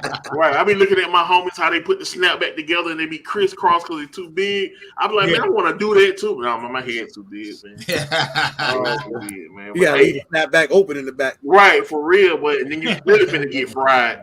You said RGG a 10. Right, man. But I did want to just slide in here, man, and get RGG his flowers, man, regardless of what gets said or what gets talked about, bro. You and the rest of these guys have built a culture that's well needed in the Black community and in the gun community. But you know how organization gets inside the Black community, bro, and we need this. We need education. We need organization. We need friendship. We need brotherhood. We need all of these things that you guys are building here, and I'm here for it, man. I've never been the one for the camera or YouTube or nothing like that. My wife tells me all the time, you need to go get on camera. You need to, man, you know, I come from a certain place that pictures meant go to prison. You know what I'm saying? So like I've always shied away from the camera and stuff like that, man. So I just want to give RGG his flower, all y'all, but bro, you're leading the charge, bro. You holding the flag, man, and job well done, bro. Appreciate you, brother. Yeah, like for real. Appreciate you, man. Trying, bro. You say you try? Nah, you're doing a great job, bro. You're doing a great job, man. Wonderful job, for real. You're doing a great job, man. You keep. It'll be something. It'll grow even more, man. If we can all keep it together. How about this? It is already something. It'll continue to grow. How about that? I'm with you. Yep. I like that. Yep. It's already something, bro. Already. We appreciate that, bro, for sure. Yeah, I'm gonna slide out and give y'all space, man. Let y'all do y'all thing. I'm in the comments getting the food. Much love, big bro. Skilly, what up, OB? Much love, friend. What's going on, cuz? What's to it? What's up, Nothing. Man, I definitely want to jump in here, man. Give you your flowers, brother. You already know how it is. You know how we rock. You already know how I feel about you. You already know everything. Juice, Gershon. You know, y'all my brother. Don't start crying on here and shit. If Skilly, you start crying, boy. He gonna be like, he gonna be like, crying in this motherfucker. He gonna be like, RGG, you know how I feel about you. Hey, shout out Big Fish, man. Wipe my motherfucking eye. Real niggas cry sometimes. You know how I feel about you. He go out to go Detroit then, boy. You ain't gonna never lay that one down. Gotta hold him here back. No, man, he's a good guy, man. Dude been around for pretty much since I started, man. Oh yeah, most definitely. So yeah, I rock with bro, man. I've definitely been enjoying the ride, brother. You know what I'm saying? We having fun, man. We done had some of the biggest laughs, boy. Yeah, bro. We had a good time this year, bro. And I know, man, I'm getting old, but my memory pretty good, bro. Like I can still remember one of the first times Gershon came on the live, first time Juice let Juice in there. I was like, oh no. I remember first meeting Big Fish Little Boat. I remember Quantavious Brown coming into the chat for the first time. I remember Black Poindexter, Devil Road. Like I be remembering these things. Like I try to be good with names because I always want to refer to people by their name. And I'm glad I see y'all do that a lot too. Mm-hmm. You know, without a doubt. People respect you more. You call them by their name instead of me being like, you know, my subscribers. Yeah, Joe, I think that shit weak as shit, man. In my personal opinion, appreciate that, right? It's like you put yourself on a pedestal or something, bro. We ain't for none of that, bro. We brothers, man, and sisters, man, for real. All day long. Yeah, shout out to guys like Coy, man. I'm gonna tell y'all, man, and I don't always say some of the stuff that happens off screen, on screen, but Coy is really a good dude, man. Yeah. Don't get me wrong, there's a lot of good dudes out here. But sometimes, man, he'll give me certain motivations, bro, that I always appreciate. Like it take that to keep going with this stuff. Like he'll say something like, you know, you give us your time every week. And in my mind, everybody giving me their time. You see what I'm saying? So I feel like we all helping each other. Oh yeah, and that's why I like it because and then we all come in and do what we do. From getting on your lives and getting comfortable, and then I seen they do the Wild Wild Wednesday joint, and now I do the Bulletproof Sunday. I was just doing serious things with it. Now me and Delroy, we done jumped on. He ain't even a YouTuber, but I called him. you know, from the first phone call, he was glad to jump on with me and be my co-host. So man, I thank you especially, you know what I'm saying, being able to get on yours and get comfortable. And now I'm out here doing my thing to be able to expand. So that was a cool last commercial right there, Skilly. That was pretty dope. Sorry, Skilly. Yeah, you owe Gershard $25 for that. No, shout out Skilly, man. That's a good dude. Yeah. So, hey, Skilly, while you here, man, tell us a little bit about your show, bro. If there's a lot of folks on here who might not know you on Sunday, man, this is the perfect time to introduce your show, bro. Just give us a little bit of it. Well, it originally started off on Sundays. I usually take, and I usually do something serious about the world or what's going on in the world, gun related. And I inspired. I called up Delray. Delray was willing to be my co-host. So now it's live. It's Bulletproof Sunday live talk now, from 6 to 7 on Sunday, right before before Big Cuz come on. And we just cause I just hit Zach up. So Zach gonna be this Sunday, gonna be my guest. Chop it up with him and do some things. Then eventually I want to bring y'all on, get y'all on there, talk with y'all, have a good time. But that's all it is. Talking about everyday life. We on that bitch, bro. You know we there. Yeah. And why Big Zach ain't never came on Wild Wild Wednesday, man? Like Zach, like y'all gotta get Zach in, man. We're gonna have to get Zach grouchy ass on here. Hey, Zach, hey, is it just me or is Zach grouchy as hell sometimes if he don't really know? Man, Zach don't play no games. He rough and win over, but when he cool with you, he cool with you, bro. But if he ain't, he ain't. Zach. No, he real straightforward, boy. He ain't playing with you. Zach hard body, bro, and I love that about him for real, bro. He hard body, man. Remember the last time he was like, with a what's that was going on? He's like, dude, I'm gonna tell you one more time. You got one more time to say something, and I'm gonna take care of it. Don't worry about who it is. Don't worry about who it is. Yeah. Hey, that's my man's. He just grouchy as hell sometimes. Now he grouchy. Zach stand on his shit, bro. Hey, he a cool dude though, man. Yes, sir. Yeah. But once he got you, he got you. Though. That's one thing for sure. Once he got you, he got you. Yeah. One thing I can say about him. Hey, so I want to shout y'all guys out, man. You know, damn all these flowers for me, man. Y'all boys doing an amazing job, man, with this thing. This is one of the funniest shows. Oh, I love this show out there because y'all naturally funny.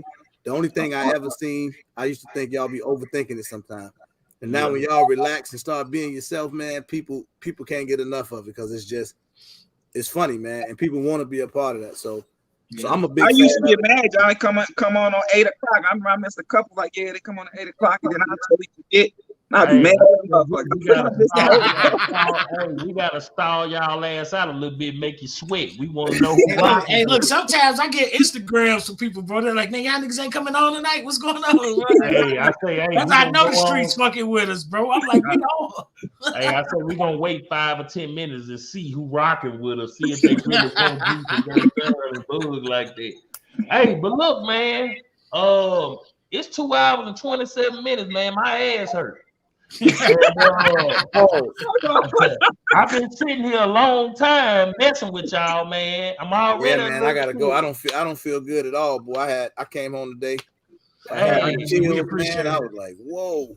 It ain't normal. Some of y'all don't sit down on your ass at your job 2 hours straight. Nah, you know I be up and running. Hey, tomorrow night though. Tomorrow night, it's the last live of the year. I won't be live no more to that following Tuesday. Tomorrow night, we're gonna recap on what the live been over there on the channel. It's gonna be dope. And I think for people that's new and don't know, I think tomorrow night we're gonna be able to kind of pinpoint what it is everybody been talking about. So don't miss it tomorrow night. That's gonna be classic, man. I just hope I feel okay to be able to do it, man. It would break my heart to have to cancel that, boy. Now you ain't no canceling, bro. The show must go on, goddammit. If you got to wrap up in one of them goddamn blankets, huddle up, bro. The show got to go on, bro. And it's the last Wild Wild Wednesday of the year, man. Yes, sir, bro. For sure. So man, bro. Hey, man, this should have been a blur, bro. Hey, so we definitely appreciate all y'all rocking with us, man. And hey, we love y'all, bro, with your ugly asses. Hopefully for y'all that celebrate Christmas, you got you some money to get your face lift. For the New Year's. And but we love y'all, man. Y'all be on RGG Live, and then this weekend y'all hit up Tech. And Yeah, check out what he got going on, him and Del Ray Dan, and have y'all glass ready to get drunk while y'all listen. We'll yes, be sir. You know, Del Ray always got a glass, baby. it's wild, Hey, wild what time Wednesday. do I it come done on made it, again, boy. Zach? I done made it to Wild Wednesday. Man, bro, you done I'm made about it, to baby. tell everybody I made Hey, it. you ought to feel like you What on no time, Jack? jumper What now. time is it? What time It's is it? from Sunday from 6 to 7 right 6 now. to 7 y'all time or Central? Detroit time. So Okay, Eastern Standard Time, 6 to 7. So man, okay, cool, bro. Man, we looking forward to it, man. We gonna be in there mobbed out, bro. All right, man. I appreciate y'all support, Tomorrow the man. last one of the year for me, man. I'm not going live Sunday. I don't think I'm going Sunday. So tomorrow gonna be it all the way up until the following Tuesday. What's wrong with Ramsey J talking about shout out to the dogged out Uggs and red couches? He talking. Hey, Wild Williams, you don't let him talk about your couch like that, bro. Hey, but look, man, y'all drop some W's in that comment section, and until shit No, next the year, W's next in them week, L's, whatever baby. it is, it's Wild Wild Wednesday, baby. We love y'all. Peace. Peace out.